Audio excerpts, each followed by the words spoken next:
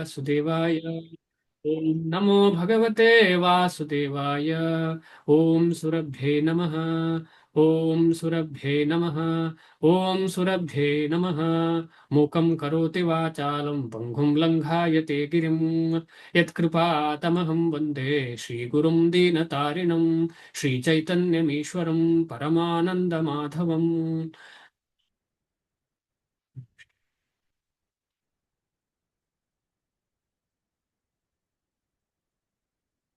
ಹರೇ ಕೃಷ್ಣ ಎಲ್ರಿಗೂ.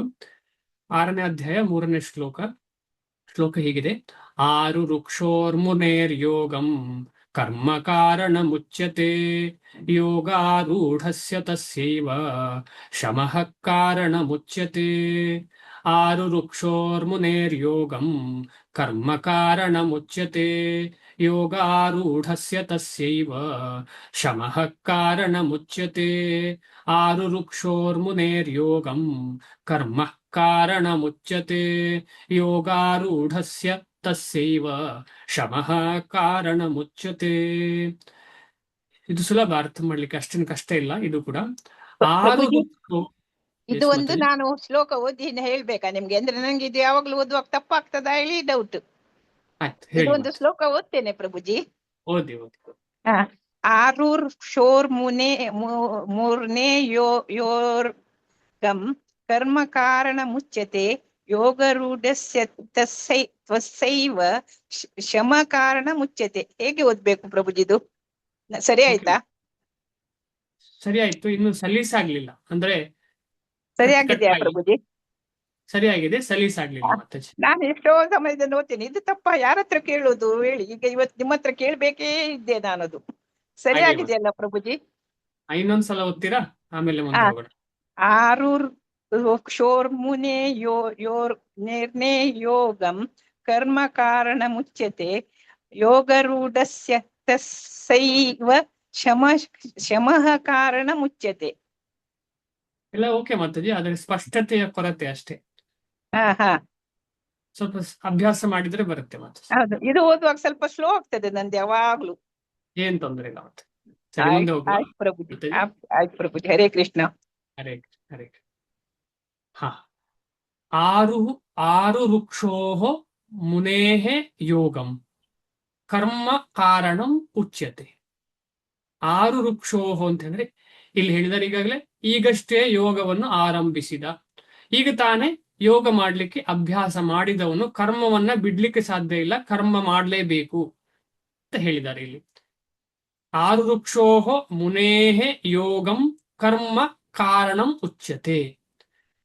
ಈಗಷ್ಟೇ ಯೋಗವನ್ನು ಆರಂಭಿಸಿದ ಮುನಿಗೆ ಅಷ್ಟಾಂಗ ಯೋಗ ಪದ್ಧತಿಯನ್ನು ಕಾರ್ಯವು ಸಾಧನೆ ಎಂದು ಹೇಳಲಾಗಿದೆ. ಅಂದ್ರೆ ಕೆಲಸ ಮಾಡದೆ ಅವನು ಯೋಗ ಮಾಡುವ ಹಾಗೆ ಇಲ್ಲ, ಎಲ್ಲ ಬಿಟ್ಟು. ಯಾರು? ಈಗ ತಾನೇ ಶುರು ಮಾಡಿದವನು. ಯಾಕೆಂದ್ರೆ ಅವನ ಮನಸ್ಸು, ಅವನ ಹೃದಯ ಶುದ್ಧಿ ಆಗ್ಲಿಲ್ಲ. ಹೃದಯ ಶುದ್ಧಿ ಆಗದೆ, ಅಂತಃಕರಣ ಶುದ್ಧಿ ಆಗದೆ ಯಾರಾದ್ರೂ ಕರ್ಮವನ್ನ ಬಿಟ್ರೆ ಅವನಿಗೆ ಆ ಯೋಗದಲ್ಲಿ ಮುಂದೆ ಹೋಗ್ಲಿಕ್ಕೆ ಆಗುದಿಲ್ಲ. 4 ದಿವಸದಲ್ಲಿ ಪುನಃ ಅವನಿಗೆ ಆಸೆ ಆಕಾಂಕ್ಷೆ ಎಲ್ಲ ಬೆಳೀತದೆ. ಆದ ಕಾರಣ ಅವನು ಮುಂದೆ ಹೋದದಕ್ಕಿಂತ ಜಾಸ್ತಿ ಹಿಂದೆ ಬರ್ತಾನೆ.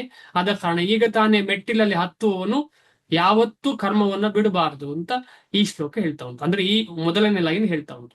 ಆಮೇಲೆ 2ನೇ ಲೈನ್ ಯೋಗ ಆರೂಢ, ಅಂದ್ರೆ ಯಾರು ಈಗಾಗ್ಲೇ ಅಲ್ಲಿ ಹತ್ತಿ ತಲುಪಿದ್ದಾರೆ, ಯೋಗದ ಅವಸ್ಥೆಗೆ ತಲುಪಿದ್ದಾರೆ, ಭಗವಂತನ ಸಂಪರ್ಕದಲ್ಲಿ ಇದ್ದಾರೆ, ಅಂಥವನಿಗೆ ತಸ್ಯೈವ ಶಮಃ ಕಾರಣ ಮುಚ್ಯತೆ. ಇದರ ಗೂಢಾರ್ಥ ಏನು ಅಂತ ಹೇಳಿದ್ರೆ, ಅಂಥವನಿಗೆ ಈ ಲೋಕದಲ್ಲಿ ಏನು ಕೆಲಸ ಇಲ್ಲ. ಈಗ ಭಗವಂತನಿಗೆ ಈ ಲೋಕದಲ್ಲಿ ಏನು ಕೆಲಸ ಇಲ್ಲ, ಅದೇ ರೀತಿಯಲ್ಲಿ ಶುದ್ಧ ವೈಷ್ಣವನಾದವನಿಗೆ ಈ ಲೋಕದಲ್ಲಿ ಏನು ಕೆಲಸ ಇಲ್ಲ. ಆದರೆ ಅವರೆಲ್ಲ ಕೆಲಸ ಮಾಡ್ತಾರೆ.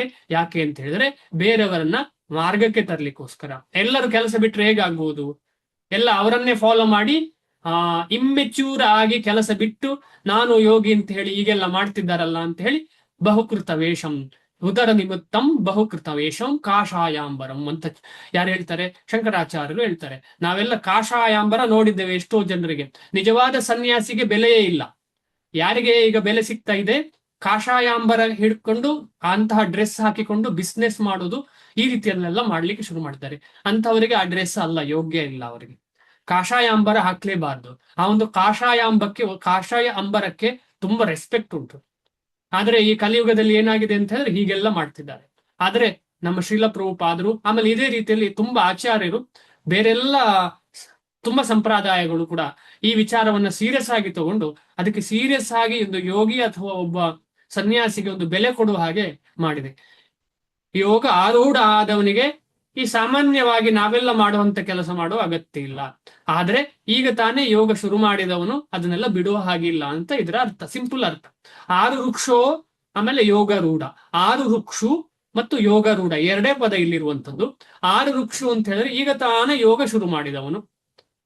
ಇದನ್ನ ನಾವು ಚೆನ್ನಾಗಿ ಅರ್ಥ ಮಾಡ್ಬೇಕು. ಯಾಕೆಂತ ಹೇಳಿದ್ರೆ ನಾವೆಲ್ಲ ಈಗ ತಾನೇ ಶುರು ಮಾಡಿದವರು. ಯೋಗ ಅಂದ್ರೆ ಇದರಲ್ಲಿ ನಾವು ಭಕ್ತಿ ಅಂತಲೇ ತಗೊಂಡ್ರು ಕೂಡ ನಾವ್ ಈಗ ತಾನೇ ಮಾಡಿದವರು. ನಾವೆಲ್ಲ ಬಿಟ್ಟು ಹೋಗಿ ದೇವಸ್ಥಾನ ಸೇರ್ಲಿಕ್ಕೆ ಆಗುದಿಲ್ಲ. ಅದಕ್ಕೊಂದು ಸಿಸ್ಟಮ್ ಅಂತಿದೆ, ಪ್ರೊಸೆಸ್ ಉಂಟು ಪ್ರೊಸೆಸ್ ಅಂತ ಉಂಟು. ನಮಗೆ ಹೃದಯ ಶುದ್ಧಿ ಆದ್ರೆ ನಾವು ವಾಪಸ್ ಬರುವುದಿಲ್ಲ ಅಂತ ನಮಗೆ ಭಗವಂತನ ಕೃಪೆ ಆಮೇಲೆ ಆ ಗುರುಗಳ ಆದೇಶ ಎಲ್ಲ ಸಿಕ್ಕಿ ನಮಗೆ ಅದರಲ್ಲಿ ದೃಢ ಆದ್ರೆ ಆಗ ಏನಾಗ್ತದೆ, ಶಮಃ ಕಾರಣ ಮುಚ್ಚತೆ. ಇಂತಹ ಕೆಲಸ ಮಾಡ್ಬೇಕು ಅಂತಿಲ್ಲ, ಬರೀ ಭಗವಂತನ ಕೆಲಸ ಮಾತ್ರ ಮಾಡುವಂಥದ್ದು, ಬರೀ ಭಗವಂತನ ಕೆಲಸ ಮಾಡುವಂಥದ್ದು. ಇದು ಭಕ್ತಿಯಲ್ಲಿ ನಾವು ಅಪ್ಲೈ ಮಾಡಬಹುದು. ಈಗ ನಾವೆಲ್ಲ ಎಲ್ಲಿದ್ದೇವೆ ಅಂತ ಹೇಳಿದ್ರೆ ಇಲ್ಲಿದ್ದೇವೆ ನಾವು. ಈಗ ನಮ್ಮ ಈ ಇಷ್ಟರವರೆಗಿನ ಕ್ಲಾಸಲ್ಲಿ ಅದೇ ತಾನೇ ಡಿಸ್ಕಷನ್ ಆಗ್ತಾ ಇರುವಂತದ್ದು. ಓ ಪ್ರಭುಜಿ ನನಗೆ ಅದು ಮಾಡ್ಲಿಕ್ಕೆ ಆಗುದಿಲ್ಲ, ಓ ಮಾತಾಜಿ ಇದು ಮಾಡ್ಲಿಕ್ಕೆ ಆಗುದಿಲ್ಲ, ನನಗೆ ಸೇವೆ ಕೊಡ್ತಾರೆ ಆದ್ರೆ ನನಗೆ ಇಷ್ಟೇ ಹೊತ್ತು ಸೇವೆ ಮಾಡ್ಲಿಕ್ಕೆ ಆಗುದು ಅಂತ ನನಗೆ ಇದೆ ಆತರ. ಆಮೇಲೆ ಮನೆಗೆ ಬರ್ಬೇಕು, ರಾತ್ರಿ ಇಷ್ಟೊತ್ತಿಗೆ ಮನೆಗೆ ಬರಬೇಕು. ಇದೆಲ್ಲ ಏನು ಮಟೀರಿಯಲ್ ರಿಸ್ಟ್ರಿಕ್ಷನ್.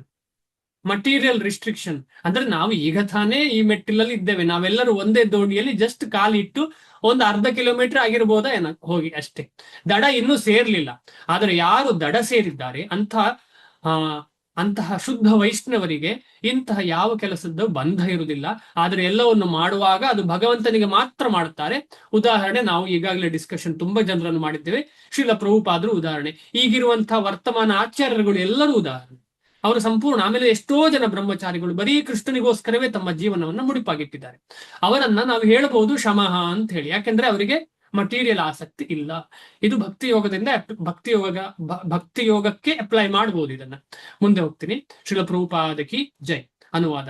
ಅಷ್ಟಾಂಗ ಯೋಗ ಪದ್ಧತಿಯಲ್ಲಿ ಈಗ ನೋಡಿ, ಅಷ್ಟಾಂಗ ಯೋಗದ ವಿಷಯ ಮಾತಾಡ್ತಾ ಇರುವಂತದ್ದು. ಅಷ್ಟಾಂಗ ಯೋಗ ಏನು ಅಂತ ಹೇಳಿ ನಿಮ್ಮೆ ಹಳೆಯ ಕ್ಲಾಸಲ್ಲಿ ಅಂದ್ರೆ 2-3 ದಿನ ಹಿಂದೆ ನಾವು ಡಿಸ್ಕಷನ್ ಮಾಡಿದ್ದೇವೆ. ಅದು ಹೇಗೆ ನಮಗೆ ಭಕ್ತಿ ಮಾಡುವಾಗ ಸುಲಭವಾಗಿ ಈಗಾಗಲೇ ಆಗಿದೆ ಅಂತ ಕೂಡ ಡಿಸ್ಕಷನ್ ಮಾಡಿದ್ದೇವೆ.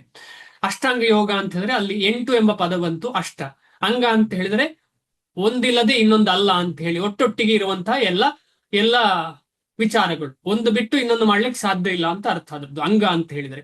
ಇಲ್ಲದ್ರೆ ನ್ಯೂನತೆ ಆಗ್ತದೆ. ಅಂಗ ಒಬ್ಬನಿಗೆ ಒಂದು ಕೈ ಇಲ್ಲ ಅಂತ ಹೇಳಿದ್ರೆ ಏನಾಗ್ತದೆ, ದೇಹದಲ್ಲಿ ಒಂದು ಕೈ ಇಲ್ಲ ಅಂತ ಹೇಳಿದ್ರೆ ನ್ಯೂನ. ಅದೇ ರೀತಿಯಲ್ಲಿ ಅಷ್ಟಾಂಗದಲ್ಲಿ ಒಂದು ಅಂಗ ಇಲ್ಲ ಅಂತ ಹೇಳಿದ್ರೆ ನ್ಯೂನ. ಅಷ್ಟ ಅಂಗ ಯಾವುದು ಅಂತ ಹೇಳಿದ್ರೆ ಯಮ, ನಿಯಮ, ಆಸನ, ಪ್ರತ್ಯಾಹಾರ, ಧಾರಣ, ಧ್ಯಾನ, ಸಮಾಧಿ. ಈ ರೀತಿಯಲ್ಲಿ ಯಮ, ನಿಯಮ, ಆಸನ, ಪ್ರಾಣಾಯಾಮ, ಪ್ರತ್ಯಾಹಾರ, ಧಾರಣ, ಧ್ಯಾನ, ಸಮಾಧಿ ಅಂತ ಹೇಳುವ 8 ಅಂಗದ ಅಭ್ಯಾಸ ಯಾರು ಮಾಡ್ತಾರೆ ಅದು ನಮಗೆ ಸಾಧ್ಯ ಇಲ್ಲ ಅಂತ ಹೇಳಿ ಕೂಡ ನಾವು ಡಿಸ್ಕಷನ್ ಮಾಡಿದ್ದೇವೆ. ನಾವು ಯೋಗಾದಿ ವಿಚಾರಗಳನ್ನು ಮಾಡುವುದು ಶರೀರವನ್ನ ಹೆಲ್ದಿಯಾಗಿ ಇಟ್ಲಿಕ್ಕೆ. ಹೇಗೆ ನಾವು ಡೈಲಿ ಬ್ರಷ್ ಮಾಡ್ತೇವೆ, ಹೇಗೆ ನಾವು ಡೈಲಿ ಹಲ್ಲುಜ್ಜುತ್ತೇವೆ, ಹಲ್ಲುಜ್ಜುವಾಗ ಇದು ಭಕ್ತಿಯ ಕಾರ್ಯ ಅಲ್ಲ ಅಂತ ನಾವು ಚಿಂತನೆ ಮಾಡೋದಿಲ್ಲ. ಹಲ್ಲು ಉಜ್ಜುದು ಯಾಕೆ? ಹಲ್ಲು ಉಜ್ಜಿದ್ರೆ ನಾವು ಕ್ಲೀನ್ ಆಗಿರ್ತೇವೆ. ಆ ಕ್ಲೀನ್ ಇಂದ ಭಗವಂತನ ಕಡೆ ಹೋಗಿ ಸೇವೆ ಮಾಡಬಹುದು, ಜಪ ಮಾಡಬಹುದು, ಸ್ನಾನ ಮಾಡ್ತೇವೆ. ಅದೇ ರೀತಿಯಲ್ಲಿ ಈ ಯೋಗಾದಿ ಆಸನಗಳನ್ನು ಮಾಡೋದು ಯಾಕೆ ಅಂತ ಹೇಳಿದ್ರೆ ಒಳಗಿನ ದೇಹದ ಒಳಗಿನ ಕೊಳೆಯನ್ನ ನಿವಾರಿಸಲಿಕ್ಕೆ. ಒಳಗು ಹೊರಗು ಕೊಳೆಯನ್ನ ನಿವಾರಿಸಿದರೆ ನಾವು ಇನ್ನೂ ಭಗವಂತನ ಹತ್ರ ಹೋಗ್ಲಿಕ್ಕೆ ಯೋಗ್ಯರಾಗ್ತೇವೆ. ಅಷ್ಟೇ ವಿನಃ ಅದು ಕಂಪಲ್ಸರಿ ಏನಲ್ಲ. ಈಗ ಹಲ್ಲು ಉಜ್ಜುದು ಏನು ಕಂಪಲ್ಸರಿ ಅನ್ನಲ್ಲ, ಆದ್ರೆ ನಮಗೆ ಕಂಪಲ್ಸರಿ. ಅಂತಹ ಸ್ಥಿತಿ ತಲುಪಿದಂತಹ ಯಾರು, ಅವರ ಹೆಸರೇನು, ಋಷಭದೇವ ಅಲ್ವಾ? ಶ್ರೀಮದ್ ಭಾಗವತದಲ್ಲಿ ಇದೆ ಋಷಭದೇವ, ಜಡಭರತ. ಇಂಥವರಿಗೆಲ್ಲ ಏನು ಇಲ್ಲ ವ್ಯವಸ್ಥೆ. ಅವರೆಲ್ಲ ಶುದ್ಧ ವೈಷ್ಣವರ ಸ್ಥಿತಿ. ಅವರು ಹಲ್ಲುಜ್ಜುವ ಅಗತ್ಯ ಇಲ್ಲ. ಅವರು ಹೋಗಿ ಉದಾಹರಣೆಗೆ ಋಷಭದೇವರು ತನ್ನ ಮಲದಲ್ಲೇ ಮಲಗ್ತಿದ್ರು. ಕೇಳಿದ್ದೀರಲ್ಲ ನೀವು ಯಾರಾದ್ರೂ ಭಾಗವತದ ಈ ಒಂದು ಕಥೆಯನ್ನ ಕೇಳಿದ್ದೀರಾ? ಹರೇ ಕೃಷ್ಣ, ಯಾರಾದ್ರೂ ಕೇಳಿದ್ದೀರಾ? ದಮಯಂತಿ ಮಾತಾಜಿ ಅಥವಾ? ಇಲ್ಲ ಪ್ರಭು, ಕೇಳಲಿಲ್ಲ. ಹೇಳಿದೆ ಪ್ರಭು. ಋಷಭದೇವರು ಫಸ್ಟ್ ಪ್ರಭು ಭರತ ಮಹಾರಾಜ ಭಗವಂತನೇ ಅವತಾರ ಋಷಭದೇವರು. ಅವರನ್ನ ಅಲ್ಲಿಂದಲೇ ಜೈನಿಸಂ ಶುರು ಆದ್ದು. ಅದನ್ನ ಯಾರೋ ಒಬ್ಬ ತಗೊಂಡು ಅದನ್ನು ಉಲ್ಟಾ ಮಾಡಿ ಅದನ್ನು ಜೈನಿಸಂ ಶುರು ಆದ್ದು. ಏನೇ ಇರ್ಲಿ ಅದು. ಈ ಋಷಭ ದೇವರು ತನ್ನ ಮಲದಲ್ಲಿ ಆ ಮಲ ಸುವಾಸನೆ ಇತ್ತು. ನಮ್ಮ ಮಲ ಏನಿದೆ ನಮಗೆಲ್ಲರೂ ಗೊತ್ತು ಹೇಗಿದೆ ಅಂತ ಹೇಳಿ. ಅವರ ಮೂತ್ರ ಮಲ ಎಲ್ಲ ಸುವಾಸನೆ ಇತ್ತು. ಅಂತಹ ಅಂತಹ ವಿಚಾರ ಇಲ್ಲಿ. ಅಂದ್ರೆ ಸ್ನಾನ ಮಾಡೋದೇನು ಕಂಪಲ್ಸರಿ ಅಲ್ಲ, ಆದ್ರೆ ನಮಗೆ ಮಾಡ್ಲೇಬೇಕು, ಯಾಕಂದ್ರೆ ನಮಗೆ ಶುದ್ಧತೆ ಇಲ್ಲ ಸ್ವಲ್ಪ ಕೂಡ. ಆದ ಕಾರಣ ನಾವೆಲ್ಲರೂ ಸ್ನಾನ, ಆಮೇಲೆ ದೇಹ ಶುದ್ಧತೆ. ಇಲ್ಲಾಂದ್ರೆ ಏನಾಗ್ತದೆ ಅಂತಂದ್ರೆ ಆರೋಗ್ಯ ಚೆನ್ನಾಗಿಲ್ಲ ಅಂತ ಆದ್ರೆ, ಅಕಸ್ಮಾತ್ ನಮಗೆ ಯಾರಿಗೆ ಆರೋಗ್ಯ ಚೆನ್ನಾಗಿಲ್ಲ ಅಂತ ಹೇಳಿದ್ರೆ ದೇವರ ಸೇವೆ ಮಾಡೋದು ಹೇಗೆ ಸಾಧ್ಯ ಇಲ್ಲ. ಇಮ್ಯಾಜಿನ್ ಮಾಡಿ, ದೇವರ ಹತ್ತಿರ ಹೋಗ್ಬೇಕಿದ್ರೆ ಆ ಕೆಳಗಿಂದ ಬಿಡಬಾರ್ದು, ಗಾಳಿ ಬಿಡಬಾರ್ದು ಅಂತ ಇದು ಏನು ರೂಲ್ ಹರಿಭಕ್ತಿ ವಿಲಾಸದಲ್ಲಿ ಬರೆದಿದೆ. ಕೆಳಗಿಂದ ಗಾಳಿ ಬಿಡಬಾರ್ದು ಅಂತ ಹೇಳಿ. ಅಕಸ್ಮಾತ್ ಬಾಯಿ ಆಕಳಿಸಬಾರ್ದು ಯಾವಾಗ ಆರತಿ ಮಾಡುವಾಗ. ಆಮೇಲೆ ದೇಹಕ್ಕೆ ವಾಸನೆ ಬರಬಾರ್ದು ಅಂತ ಇದೆ. ಇದೆಲ್ಲ ಅಂದ್ರೆ ಆರೋಗ್ಯ ಚೆನ್ನಾಗಿರ್ಬೇಕು. ಈಗ ಕಿಡ್ನಿ ಸರಿ ಇಲ್ಲ ಅಂತ ಹೇಳಿದ್ರೆ ನಮಗೆ ಯಾರಿಗೂ ಆಗ್ಲಿ ನಮ್ಮ ದೇಹಕ್ಕೆ ದುರ್ಗಂಧ ಬರ್ತದೆ. ಅದೇ ರೀತಿಯಲ್ಲಿ ಏನೇನೋ ಪ್ರಾಬ್ಲಮ್ಗಳು ಬರ್ತದೆ. ಆಗ ದೇವರ ಸೇವೆ ಮಾಡ್ಲಿಕ್ಕೆ ಕಷ್ಟ ಆಗ್ತದೆ. ಆದ ಕಾರಣ ನಾವು ಈ ವಿಚಾರವನ್ನ, ಯೋಗ ಆದಿಗಳನ್ನ, ಯೋಗವನ್ನಾಗ್ಲಿ ನಡೆಯುವುದಾಗ್ಲಿ, ಇದೆಲ್ಲ ಏನಕ್ಕೆ ಆರೋಗ್ಯ ವೃದ್ಧಿ ಆಗ್ತದೆ. ಆದ ಕಾರಣ ಭಗವಂತನ ಸೇವೆ ಇನ್ನೂ ಚೆನ್ನಾಗಿ ಮಾಡಬಹುದು ಅಂತ ಹೇಳುದು. ಆದ್ರೆ ಭಗವಂತನ ಸೇವೆ ಅದರ ಮೇಲೆ ಡಿಪೆಂಡ್ ಆಗಿಲ್ಲ. ಅದನ್ನ ನಾವು ಅರ್ಥ ಮಾಡಬೇಕು. ಯಾಕಂದ್ರೆ ಭಕ್ತಿ ಯಾವಾಗ್ಲೂ ಭಕ್ತಿಯಿಂದಲೇ ಬರುವಂಥದ್ದು, ಭಕ್ತಿ ಯೋಗದಿಂದ ಬರುವಂಥದ್ದಲ್ಲ. ಯೋಗ ಇಲ್ಲಿ ತಗೊಳ್ಳುವಂಥದ್ದು ಅಷ್ಟಾಂಗ ಯೋಗ. ಭಕ್ತಿ ಕರ್ಮದಿಂದ ಬರುವಂಥದ್ದಲ್ಲ, ಭಕ್ತಿ ಜ್ಞಾನದಿಂದ ಬರುವಂತಲ್ಲ. ಭಕ್ತಿಯ ಜನನ ಭಕ್ತಿಯಿಂದಲೇ ಆಗುದು. ಭಕ್ತಿಯ ಜನನ ಭಕ್ತಿಯಿಂದ ಅಂದ್ರೆ ಭಕ್ತರಾಗಿರಬಹುದು, ಭಗವಂತನ ಶಾಸ್ತ್ರ ಆಗಿರಬಹುದು. ಭಕ್ತಿ ಮೂಲವೇ ಭಕ್ತಿ, ಭಕ್ತಿಯ ಮೂಲವೇ ಭಕ್ತಿ. ಬೇರೆ ಎಲ್ಲಿಂದಲೂ ಭಕ್ತಿಯನ್ನು ತೆಗಿಲಿಕ್ಕೆ ಸಾಧ್ಯ ಇಲ್ಲ. ಯಾಕಂದ್ರೆ ಭಕ್ತಿ ಇಲ್ಲದ ಕಡೆಯಿಂದ ಭಕ್ತಿ ಹೇಗೆ ಸಿಗಲಿಕ್ಕೆ ಸಾಧ್ಯ? ಈಗ ಅಷ್ಟಾಂಗ ಯೋಗದಲ್ಲಿ ಭಕ್ತಿ ಎಂಬ ಸಬ್ಜೆಕ್ಟೇ ಇಲ್ಲ, ಆಮೇಲೆ ಜ್ಞಾನ ಯೋಗದಲ್ಲಿ ಭಕ್ತಿ ಎಂಬ ಸಬ್ಜೆಕ್ಟ್ ಇಲ್ಲ, ಕರ್ಮ ಯೋಗದಲ್ಲಿ ಭಕ್ತಿ ಸಬ್ಜೆಕ್ಟ್ ಇಲ್ಲ. ಅದೆಲ್ಲ ಏನಕ್ಕೆ ಅಂತ ಹೇಳಿದ್ರೆ ಆತ್ಮಶುದ್ಧಿಗೆ ಅಥವಾ ಅಂತಃಕರಣ ಶುದ್ಧಿಗೆ. ಅಂತಃಕರಣ ಶುದ್ಧಿಯಾಗಿ ಭಗವಂತ ಇದ್ದಾನೆ, ಅವನೇ ನನ್ನ ಒಡೆಯ ಅಂತ ಯಾವಾಗ ತಿಳಿತಾನೆ, ಅದು ಯಾವುದೇ ಮುಖೇನ ಅದು ಭಕ್ತಿ ಜನನ ಆಗ್ತದೆ.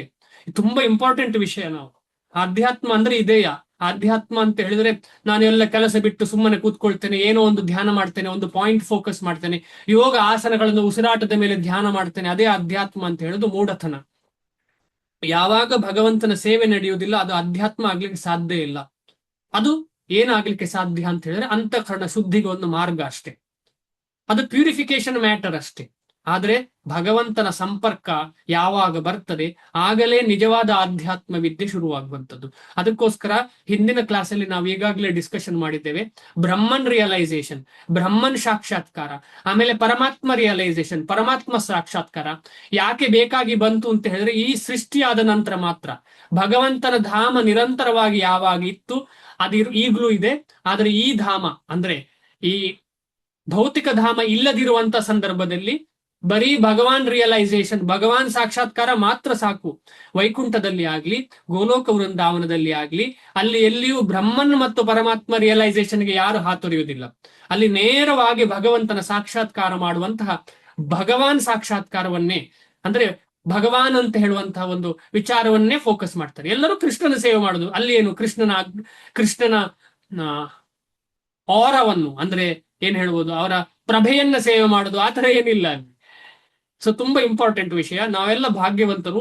ನೇರವಾಗಿ ನಮಗೆ ಭಕ್ತಿ ಸೇವೆ, ಜ್ಞಾನ ಮಾಡಿರ್ಬೋದು, ನಾವು ಕರ್ಮ ಮಾಡಿರ್ಬೋದು, ಯೋಗ ಮಾಡಿರ್ಬೋದು, ಏನೇ ಮಾಡಿರ್ಲಿ ಅದೇನ್ ತಪ್ಪೇನಿಲ್ಲ. ಆದ್ರೆ ನಮಗೆ ನಿಜವಾದ ಭಕ್ತಿ, ನಿಜವಾದ ಆಧ್ಯಾತ್ಮಿಕತೆ ಶುರುವಾದ್ದು ಈ ಕ್ಷಣ. ಈ ಕ್ಷಣ ಅಂತ ಹೇಳಿದ್ರೆ ಭಗವಂತನ ಭಕ್ತರ ಸಂಘ, ಭಗವಂತನ ಭಕ್ತಿಯ ಜ್ಞಾನದ ಸಂಘದಿಂದಾಗಿ.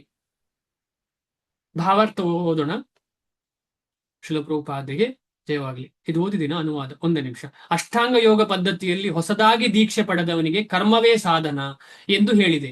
ಯೋಗದಲ್ಲಿ ಆಗಲೇ ಬಹು ಮುಂದುವರಿದವನಿಗೆ ಎಲ್ಲ ಐಹಿಕ ಕಾರ್ಯಗಳನ್ನು ನಿಲ್ಲಿಸುವುದೇ ಸಾಧನ ಎಂದು ಹೇಳಿದೆ. ಅದ ಕಾರಣ ನಾವು ಕನ್ಫ್ಯೂಷನ್ ಆಗಬಾರದು. ಆಧ್ಯಾತ್ಮಿಕತೆಗೆ ನಮಗೆ ಸಿಕ್ಕಿದೆ. ಅಕಸ್ಮಾತ್ ನಾವು ಜ್ಞಾನ ಯೋಗ ಎಲ್ಲ ಮಾಡ್ತೀವಿ. ಈಗ ಕೆಲವರು ಶಾಲೆಗೆ ಹೋಗ್ತಾರೆ, ಅದು ಜ್ಞಾನ, ಅದು ಮಟೀರಿಯಲ್ ಜ್ಞಾನ. ಹಾಗೆ ಹೇಳಿ ಅದು ಬಿಡಬೇಕು ಅಂತ ಹೇಳ್ತಾ ಇಲ್ಲ. ಈಗ ಫಾರ್ ಎಕ್ಸಾಂಪಲ್ ವಿಜಯಲಕ್ಷ್ಮಿ ಮಾತಾಜಿಯ ಮಗಳು ಶಾಲೆಗೆ ಹೋಗಿ ಓದ್ಬೇಕು, ಕರೆಕ್ಟ್. ಅದೇ ರೀತಿ ಕೆಲವರಿಗೆ ಆರೋಗ್ಯ ಸರಿ ಇಲ್ಲ, ಮದ್ದು ತಗೊಳ್ಬೇಕು, ಕರೆಕ್ಟ್. ಅದಕ್ಕೂ ಇದಕ್ಕೂ ಸಂಬಂಧ ಇಲ್ಲ. ಆಸನಗಳನ್ನು ಮಾಡ್ಬೇಕು, ಕರೆಕ್ಟ್. ಅದಕ್ಕೂ ಇದಕ್ಕೂ ಸಂಬಂಧ ಇಲ್ಲ. ಅದಕ್ಕೂ ಇದಕ್ಕೂ ಸಂಬಂಧ ಕೊಡ್ಲೇಬಾರದು ನಾವು. ಅದು ಶುದ್ಧ ಕ್ಲೀನ್ ಆಗ್ತದೆ. ಈಗ ಬ್ರಷ್ ಮಾಡೋದಕ್ಕೂ ಭಕ್ತಿಗೂ ಏನು ಸಂಬಂಧ? ಏನು ಸಂಬಂಧ ಇಲ್ಲ. ಆದ್ರೆ ಬ್ರಷ್ ಮಾಡುವಾಗ ನಾವು ಭಗವಂತನನ್ನ ನೆನಪಿಸಿದ್ರೆ ತೊಂದರೆ ಇಲ್ಲ. ಅದು ಎಲ್ಲ ಕರ್ಮಗಳು ಭಕ್ತಿ ಆಗ್ತದೆ. ಈ ರೀತಿಯಲ್ಲಿ ಮುಂದೆ ಹೋಗೋಣ. ಭಾವಾರ್ಥ: ಮನುಷ್ಯನು ಪರಮೋನ್ನತನೊಂದಿಗೆ ಸಂಬಂಧ ಪಡೆಯುವ ಪ್ರಕ್ರಿಯೆಗೆ ಯೋಗವೆಂದು ಹೆಸರು. ಎಂತ ಶ್ರೀಲ ಪ್ರಭುಪಾದರು ನೋಡಿ, ಅಲ್ಲಿ ಅಷ್ಟಾಂಗದ ಬಗ್ಗೆ ಮಾತಾಡುವಾಗ ಶ್ರೀಲ ಪ್ರಭುಪಾದರು ಎಲ್ಲ ಭಾವಾರ್ಥದಲ್ಲಿ ನಮ್ಮನ್ನ ಭಗವಂತನೊಟ್ಟಿಗೆ ನೇರ ಸಂಪರ್ಕ. ಆದ ಕಾರಣ ಇದು ಅತ್ಯುತ್ತಮವಾದಂತಹ ಭಗವದ್ಗೀತೆ. ಆದ ಕಾರಣ ಇದಕ್ಕೆ ನೇರವಾಗಿ ಹೇಳಿದ್ದಾರೆ ಶ್ರೀಲ ಪ್ರಭುಪಾದರು. ಏನು ಹೆಸರು ಕೊಟ್ಟಿದ್ದಾರೆ? ಆಸ್ ಇಟ್ ಈಸ್, ಯಥಾರೂಪ ಅಂತ ಹೇಳಿ. ಯಥಾರೂಪ ಅಂತ ಹೇಳಿದ್ರೆ ಕೃಷ್ಣನ ಕಡೆಗೆ ಹೋಗುವಂತಹ ಮಾರ್ಗವನ್ನ ನೇರ ಪ್ರತಿಯೊಂದು ಶ್ಲೋಕದ ಅರ್ಥದಲ್ಲಿ, ಭಾವಾರ್ಥದಲ್ಲಿ ತೋರಿಸಿಕೊಂಡಂತಹ ಮಹಾವ್ಯಕ್ತಿ, ಮಹಾತ್ ವ್ಯಕ್ತಿ. ನಾವೆಲ್ಲ ಅವರಿಗೆ ಚಿರಋಣಿ ಆಗಿರ್ಬೇಕು. ಏನು ಕನ್ಫ್ಯೂಷನೇ ಇಲ್ಲ. ಎಲ್ಲರೂ ಎಲ್ಲಿ ಯಾವ ಶ್ಲೋಕವನ್ನು ಎಲ್ಲಿ ಮುಟ್ಟಿದ್ರು ಕೂಡ ಕೃಷ್ಣನ ಕಡೆಗೆ ಹೋಗುದು ಬಿಟ್ರೆ ಬೇರೆ ಎಲ್ಲಿ ಹೋಗ್ಲಿಕ್ಕೆ ಸಾಧ್ಯ ಇಲ್ಲ. ಪರಮೋನ್ನತನೊಂದಿಗೆ ಸಂಬಂಧ ಪಡೆಯುವ ಪ್ರಕ್ರಿಯೆಗೆ ಯೋಗವೆಂದು ಹೆಸರು. ಅತ್ಯುನ್ನತ ಆಧ್ಯಾತ್ಮಿಕ ಸಾಕ್ಷಾತ್ಕಾರವನ್ನು ಸಾಧಿಸುವ ಏಣಿಗೆ ಇದನ್ನು ಹೋಲಿಸಬಹುದು. ಏಣಿಯು ಜೀವಿಯ ಅತ್ಯಂತ ಕೆಳಗಿನ ಐಹಿಕ ಸ್ಥಿತಿಯಿಂದ ಪ್ರಾರಂಭವಾಗಿ, ಅಂದ್ರೆ ಕರ್ಮಿ ಅಥವಾ ಅಕರ್ಮಿಯಿಂದ ಶುರುವಾಗಿ ಅಥವಾ ವಿಕರ್ಮಿಯಿಂದ ಶುರುವಾಗಿ ಭಕ್ತಿಯ ಪರಮೋತ್ತಮ ಪರಮ ಪದ ಅಂದ್ರೆ ಪ್ರೇಮದ ಕಡೆಗೆ ಕರ್ಕೊಂಡು ಹೋಗುವಂತ ಒಂದು ಏಣಿ ಅಥವಾ ಮೆಟ್ಟಿಲು. ಅತ್ಯಂತ ಕೆಳಗಿನ ಐಹಿಕ ಸ್ಥಿತಿಯಿಂದ ಪ್ರಾರಂಭವಾಗಿ ಪರಿಶುದ್ಧ ಆಧ್ಯಾತ್ಮಿಕ ಜೀವನದಲ್ಲಿ ಪರಿಪೂರ್ಣ ಆತ್ಮ ಸಾಕ್ಷಾತ್ಕಾರದವರೆಗೆ ಏರುತ್ತದೆ. ಎಂತಹ ಮಾರ್ಗದಲ್ಲಿದ್ದೇವೆ ನಾವು? ನೇರವಾಗಿ ನಮಗೆ ಸಿಕ್ಕಿದಂತಹ ಏಣಿ. ವಿವಿಧ ಎತ್ತರಗಳಿಗೆ ಅನುಗುಣವಾಗಿ ಏಣಿಯ ಬೇರೆ ಬೇರೆ ಭಾಗಗಳಿಗೆ ಬೇರೆ ಬೇರೆ ಹೆಸರುಗಳುಂಟು. ಯಾವುದೆಲ್ಲ ಹೆಸರು? ಜ್ಞಾನಯೋಗ, ಧ್ಯಾನ ಯೋಗ, ಇದೆಲ್ಲ ಹೆಸರುಗಳುಂಟು. ಆದರೆ ಒಟ್ಟಾಗಿ ಇಡೀ ಏಣಿಗೆ ಯೋಗ ಎಂದು ಹೆಸರು. ಯಾಕೆಂದ್ರೆ ಎಲ್ಲವೂ ಕೂಡ ಕೊನೆಗೆ ಭಕ್ತಿಯಲ್ಲಿ ಕೊನೆಗೊಳ್ಳುವುದು. ಆದ ಕಾರಣದಕ್ಕೆ ಯೋಗ ಅಂತ ಹೆಸರು. ಕೊನೆಗೊಳ್ಬೇಕಾದ್ದು ಭಕ್ತಿಯಲ್ಲಿ, ಆದ ಕಾರಣದಕ್ಕೆ ಯೋಗ ಅಂತ ಹೆಸರು. ಯಾಕೆಂದ್ರೆ ಭಕ್ತಿಯೇ ಯೋಗ. ಬೇರೆ ಎಲ್ಲ ಯೋಗ ಆಗುದು ಯಾವಾಗ ಅಂದ್ರೆ ಸ್ವಲ್ಪ ಆದ್ರೂ ಭಕ್ತಿ ಇದ್ರೆ ಮಾತ್ರ. ಇಲ್ಲ ಅಂತ ಹೇಳಿದ್ರೆ ಅದು ಯೋಗ ಆಗ್ಲಿಕ್ಕಿಲ್ಲ. ಆದ ಕಾರಣ ಕರ್ಮ, ಜ್ಞಾನ, ಆಮೇಲೆ ಅಷ್ಟಾಂಗ ಅಂತ ಹೇಳುವ ಪದಕ್ಕೂ ಯೋಗಕ್ಕೂ ಸಂಬಂಧ ಇಲ್ಲ. ಸಂಬಂಧ ಇರುವುದು ಯಾವಾಗ ಅಂತ ಹೇಳಿದ್ರೆ ಭಕ್ತಿ ಸಂಪರ್ಕ ಬರುವಾಗ. ಆದ ಕಾರಣ ಯೋಗ ಅಂತ ಹೇಳುವ ಪದವು, ಭಕ್ತಿ ಅಂತ ಹೇಳುವ ಪದವು ವ್ಯತ್ಯಾಸ ಇಲ್ಲ. ಯಾಕೆಂದ್ರೆ ಯೋಗ ಅಂತ ಹೇಳುವ ಪದ ಸಂಪರ್ಕ ಏರ್ಪಡಿಸುವಂಥದ್ದು ಭಗವಂತನೊಟ್ಟಿಗೆ. ಬರೀ ಸಂಪರ್ಕ ಆಗಿ ಏನು ಪ್ರಯೋಜನ? ಸಂಪರ್ಕ ಆಗುವಾಗ ಭಕ್ತಿ ಶುರುವಾಗ್ತದೆ ಅಲ್ಲಿ, ಅಂದ್ರೆ ಸೇವೆ ಶುರು ಆಗ್ತದೆ, ಅಂದ್ರೆ ಪ್ರೇಮ ಶುರು ಆಗ್ತದೆ. ಆ ಪ್ರೇಮ, ಸೇವೆ, ಭಕ್ತಿ ಎಲ್ಲಿದೆ ಅದಕ್ಕೆ ಯೋಗ ಅಂತ ಹೆಸರು. ಇಲ್ಲ ಅಂತ ಹೇಳಿದ್ರೆ ಅದು ಬರೀ ಜ್ಞಾನ, ಬರೀ ಕರ್ಮ, ಬರೀ ಧ್ಯಾನ.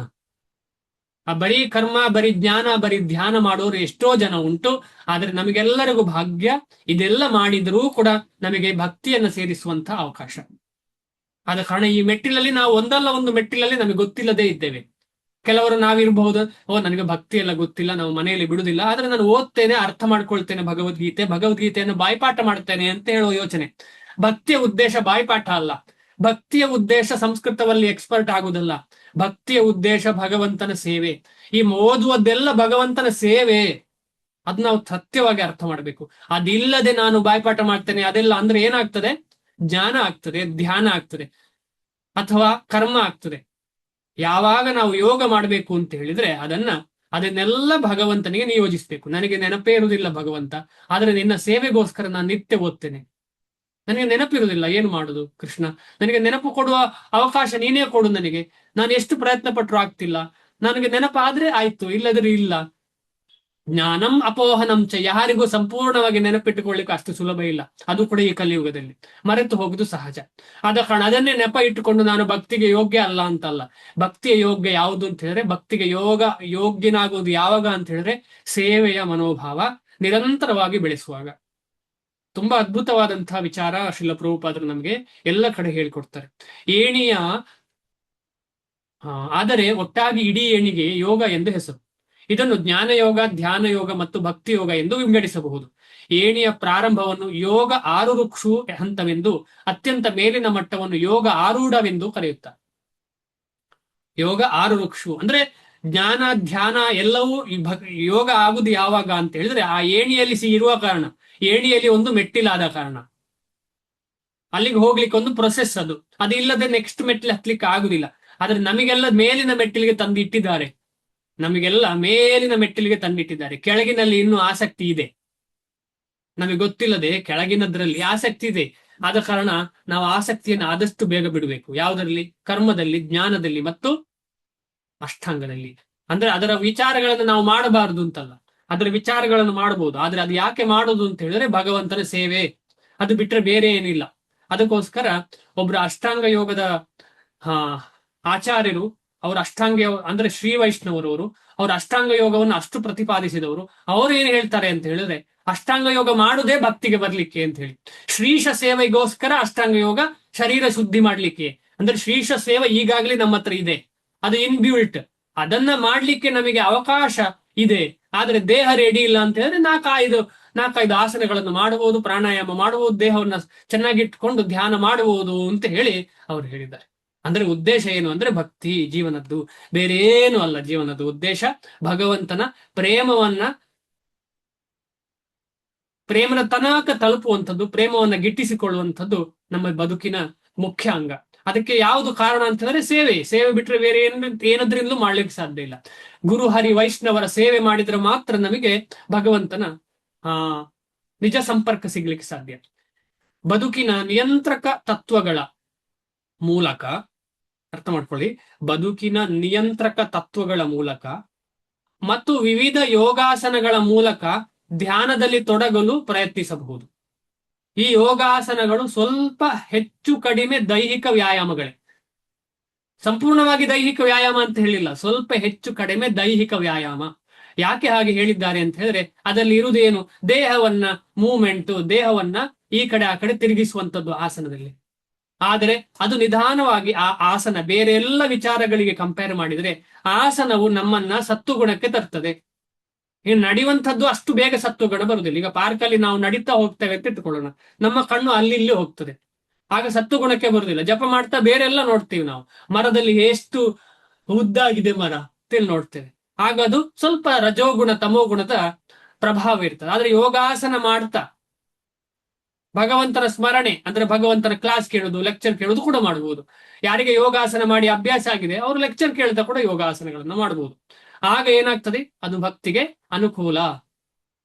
ಇಲ್ಲ ಬರೀ ಯೋಗಾಸನ ದೈಹಿಕ ಆರೋಗ್ಯಕ್ಕೆ ಮಾತ್ರ ಮಾಡಿದ್ರೆ ಭಕ್ತಿ ಅನುಕೂಲ ಅಂತ ಹೇಳಲಿಕ್ಕೂ ಆಗುದಿಲ್ಲ. ಅದನ್ನು ಅಷ್ಟಾಂಗ ಯೋಗ ಪದ್ಧತಿಯನ್ನು ಕುರಿತು ಹೇಳುವುದಾದರೆ ಇಂತಹ ಪ್ರಾರಂಭದ ಪ್ರಯತ್ನಗಳನ್ನು ಫಲ ಅಪೇಕ್ಷೆಯ ಐಹಿಕ ಕರ್ಮಗಳು ಎಂದು ಪರಿಗಣಿಸಲಾಗುತ್ತದೆ. ಅಂದ್ರೆ ಇದನ್ನ ಯಾರು ಫಲ ಅಪೇಕ್ಷೆಯಿಂದ ಮಾಡ್ತಾರೆ, ಭಗವಂತನ ಸೇವೆಯನ್ನು ಹೊರತುಪಡಿಸಿ ಏನೆಲ್ಲ ಆಸೆ ಇದೆ ಅದೆಲ್ಲ ಆಸೆ ಬಿಟ್ಟವನಲ್ಲ. 2 ಶ್ಲೋಕದಲ್ಲಿ ಈಗಾಗಲೇ ಹೇಳಿದೆ, ಯೋಗಿ ಅಥವಾ ಸನ್ಯಾಸಿ ಅಂತ ಹೇಳಿದ್ರೆ ಫಲಾಪೇಕ್ಷೆ ಸಂಪೂರ್ಣ ಬಿಟ್ಟವ ಅಂತ ಹೇಳಿ. ಈಗ ನಾವೆಲ್ಲ ನಮ್ಮನ್ನು ಯೋಗಿ ಅಂತ ಕರಿಕೊಳ್ತೇವೆ. ನಾವು ಅಂತ ಹೇಳಿದ್ರೆ ನಾನು ಹೇಳುವಂತ ಯೋಗ ಆಸನಗಳನ್ನ ಅಭ್ಯಾಸ ಮಾಡುವಂತ 108 ವ್ಯಕ್ತಿಗಳು ಇಲ್ಲಿ ತನ್ನನ್ನು ತಾನು ಯೋಗಿ ಅಂತ ಕರೆದು ಹಣವನ್ನ ಕಿಸಿಗಿಟ್ಟುಕೊಂಡು ಏನು ಮಾಡ್ತಾ ಇರುವಂಥದ್ದು, ನಾವು ಇಂದ್ರಿಯ ತೃಪ್ತಿ ಬಿಟ್ಟರೆ ಬೇರೆ ಏನು ಇಲ್ಲ. ಯಾಕೆಂದ್ರೆ ಭಗವಂತನ ಸೇವೆ ನಡೆಯದಲ್ಲಿ ಏನ್ ನಡೆಯುವುದು, ಭಗವಂತನ ಸೇವೆ ನಡೆಯುವಂಥದ್ದು ಮಾಯೆಯ ಸೇವೆ, ತನ್ನ ಸೇವೆ, ಅದು ಬಿಟ್ಟರೆ ಬೇರೆ ಏನು ಸಾಧ್ಯ ಇಲ್ಲ. ಆದ ಕಾರಣ ಯೋಗದ ಮುಖಾಂತರ ಆಗ್ಲಿ ಕರ್ಮದ ಮುಖಾಂತರ ಆಗ್ಲಿ ಯಾರಿಗೆ ಲಕ್ಷ್ಮಿ ಸಿಗ್ತದೆ, ಯಾರಿಗೆ ಏನೆಲ್ಲ ಸಿಗ್ತದೆ, ಅದು ಸಂಪೂರ್ಣವಾಗಿ ಭಗವಂತನ ಸೇವೆ. ಅಕಸ್ಮಾತ್ ತಮ್ಮ ಮನೆಯಲ್ಲಿ ಮಕ್ಕಳು ಮರಿಗಳು ಅಥವಾ ವೃದ್ಧರಿದ್ದಾರೆ, ಅವರದ್ದೆಲ್ಲರ ಸೇವೆ ಕೂಡ ಭಗವಂತನ ಸೇವೆ. ಯಾಕೆ ಅಂತ ಹೇಳಿದ್ರೆ ಅವರಿಲ್ಲದಿದ್ರೆ ನಾವು ಬರ್ತಿರ್ಲಿಲ್ಲ. ಅದು ಸತ್ಯವಾಗಿ ಅರ್ಥ ಮಾಡಬೇಕು. ನಾವು ಅವರನ್ನು ಬಿಟ್ಟು ಹೋಗ್ಬೇಕು ಅಂತ ಇಲ್ಲ ಇಲ್ಲಿ, ಆದ್ರೆ ನಮ್ಗೆ ಆ ಮನಸ್ಥಿತಿ ಬೇಕು, ಅವರನ್ನು ಚೆನ್ನಾಗಿ ನೋಡ್ಕೊಳ್ಬೇಕು. ಹಾಗೆ ಅಂತ ಹೇಳಿ ಅವರು ನಾನ್ ವೆಜ್ ಕೊಡೋದು ಅಥವಾ ಅವರಿಗೆ ಕುಡಿತಾರೆ, ಡ್ರಿಂಕ್ ಮಾಡ್ತಾರೆ, ಅದಕ್ಕೆ ಸಪೋರ್ಟ್ ಮಾಡೋದು, ಅಥವಾ ಅವರು ಏನೋ ಮೂವಿಗೆ ಹೋಗ್ತಾರೆ ಹೋಗಿ ಅಂತ ಹೇಳಿ ಅದಕ್ಕೆ ಹಣ ಕೊಡೋದು ಇಲ್ಲ, ಇದು ತಪ್ಪು. ಒಳ್ಳೆ ಕಾರ್ಯಕ್ಕೆ ಹಾಗೆ ಅಂತ ಹೇಳಿ ಒಂದೇ ದಿವಸದಲ್ಲಿ ಅದನ್ನು ಚೇಂಜ್ ಮಾಡ್ಲಿಕ್ಕೂ ಸಾಧ್ಯ ಇಲ್ಲ, ನಿಧಾನ. ಯಾಕಂದ್ರೆ ಇಷ್ಟು ಸಮಯ ನಾವು 20, 30, 40, 50 ವರ್ಷದಲ್ಲಿ ಅವರ ಜೊತೆ ಇರ್ತೇವೆ. ನಾವು ಸ್ವಲ್ಪ ನಮಗೆ ಒಂದು ದಿವಸದಲ್ಲಿ ಸಿಕ್ಕಿತು ಅಂತ ಹೇಳಿ ಕೂಡಲೇ ನಾವು ಅವರ ಹತ್ರ ಅಟ್ಯಾಕ್ ಮಾಡೋದಲ್ಲ. ಇದು ಭಕ್ತಿ ಅಂದ್ರೆ ಹೀಗೆ, ನಾವು ಇದೆಲ್ಲ ಬಿಡಬೇಕು, ನಿಮಗೆ ಸರಿ ಇಲ್ಲ, ಇದಾಗ್ಲಿಕ್ಕಿಲ್ಲ ಅಂತ ಹೇಳೋ ವಿಚಾರ ತುಂಬಾ ತಪ್ಪು. ಯಾಕೆಂತ ಹೇಳಿದ್ರೆ ಭಗವಂತ ಎಲ್ಲರ ಹೃದಯದಲ್ಲಿ ನೆಲೆಸಿದ್ದಾನೆ. ನಾವು ಯಾವ ರೀತಿಯಲ್ಲಿ ಭಗವಂತನ ಕಡೆ ಆಸೆ ಪಡ್ತೇವೆ ಹೋಗ್ಲಿಕ್ಕೆ, ಆಗ ಭಗವಂತ ನಮಗೆ ಎಲ್ಲ ರೀತಿಯ ಸಲೀಸ್ ಮಾಡ್ತಾನೆ. ಸ್ವಲ್ಪ ತಾಳ್ಮೆ ಅಗತ್ಯ. ತಾಳ್ಮೆ ಇಲ್ಲ ಅಂತ ಹೇಳಿದ್ರೆ ಭಕ್ತಿಯಲ್ಲಿ ತುಂಬಾ ಕಷ್ಟ ಆಗ್ತದೆ. ಭಕ್ತಿಯಲ್ಲಿ ಈಗ ಈ ಭಕ್ತಿಯ ಒಂದು ಪಥಕ್ಕೆ ಅಡ್ಡ ಹೆಸರು ಬರ್ಲಿಕ್ಕೆ ಇದೊಂದು ಕಾರಣ, ಪ್ರತಿಯೊಬ್ಬ ವ್ಯಕ್ತಿಯ ತಾಳ್ಮೆಯ ಇಲ್ಲದ ಕಾರಣ. ಕಲಿಯುಗದಲ್ಲಿ ತಾಳ್ಮೆ ಕಮ್ಮಿ ಆದ ಕಾರಣ ಭಕ್ತಿ ಯೋಗದ ಪಥಕ್ಕೆ ಕಳಂಕ. ಆ ಸ್ವಾಮಿಗಳು ಬಿದ್ರು, ಇವರ ಹಾಗೆ ಆದ್ರು, ಯಾರು ಏನು ಆಗ್ಲಿಲ್ಲ. ಆದ್ರೆ ಯಾಕೆ ಅಂತ ಹೇಳಿದ್ರೆ ನಮ್ಮ ತಾಳ್ಮೆ ಪರೀಕ್ಷೆ ಇದು. ನಾವು ನಿಜವಾಗಿ ಅರ್ಥ ಮಾಡ್ಕೊಂಡಿದ್ದೇವಾ ಭಗವದ್ಗೀತೆಯನ್ನ? ಭಗವದ್ಗೀತೆಯಲ್ಲಿ ಏನ್ ಹೇಳ್ತಾರೆ? ಯಾರು ಬೀಳುದಿಲ್ಲ. ಭಕ್ತಿಯಲ್ಲಿ ಒಮ್ಮೆ ತಕೊಂಡು ಅವ ಬೀಳ್ಲಿಕ್ಕೆ ಸಾಧ್ಯ ಇಲ್ಲ, ಬಿದ್ದ ಹಾಗೆ ಕಾಣುತ್ತದೆ. ಅವ 2 ದಿನದಲ್ಲಿ ಎದ್ದು ನಿಲ್ತಾನೆ, ಕೂಡ್ಲೆ ಎದ್ದು ನಿಲ್ತಾನೆ ಅಂತ ಹೇಳ್ತಾರೆ ಭಗವಂತ. ಅಂದ್ರೆ ಭಕ್ತಿಯನ್ನು ಹಿಡಿದವ ಬೀಳ್ಲಿಕ್ಕೆ ಸಾಧ್ಯ ಇಲ್ಲ. ಬೀಳ್ತಾನೆ ಅಂತ ಹೇಳಿದ್ರೆ ಅದೊಂದು ಕ್ಷಣಿಕವಾಗಿ. ಆದ ಕಾರಣ ಅಂತಹವಾದ ಯೋಗ್ಯವಾದ ಅತಿ ಉತ್ತಮವಾದಂತಹ ಯೋಗ ಪದ್ಧತಿ ಭಕ್ತಿ, ಅದರಲ್ಲಿ ಏನು ಸಂಶಯ ಇಲ್ಲ. ಇದು ಎಲ್ಲ ಆಚಾರ್ಯರು ಹೇಳುವಂತ ಒಮ್ಮತದಲ್ಲಿ ಹೇಳುವಂತ ವಿಚಾರ. ಶಂಕರಾಚಾರ್ಯರು ಅದೇ ರೀತಿ ಎಲ್ಲ ಆಚಾರ್ಯರು ಒಮ್ಮತದಲ್ಲಿ ಹೇಳುವಂತ ವಿಚಾರ, ಗೋವಿಂದನ ಸ್ಮರಣೆ ಮಾಡಬೇಕು ಅಂತ ಹೇಳಿ. ಇಂತಹ ಎಲ್ಲ ಕಾರ್ಯಗಳು ಇಂದ್ರಿಯ ನಿಯಂತ್ರಣಕ್ಕಾಗಿ ಪರಿಪೂರ್ಣ ಮಾನಸಿಕ ಸಮತೋಲನವನ್ನು ಸಾಧಿಸುವತ್ತ ಕರೆದೊಯ್ಯುತ್ತವೆ. ಇದ್ಯಾವುದು?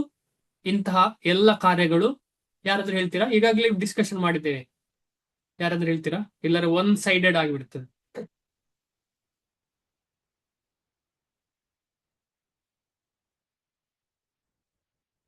ಈ ಕರ್ಮಯೋಗ, ಜ್ಞಾನಯೋಗ, ಆಮೇಲೆ ಧ್ಯಾನ ಯೋಗ, ಇದೆಲ್ಲ ಏನಕ್ಕೆ ಹೆಲ್ಪ್ ಆಗ್ತದೆ?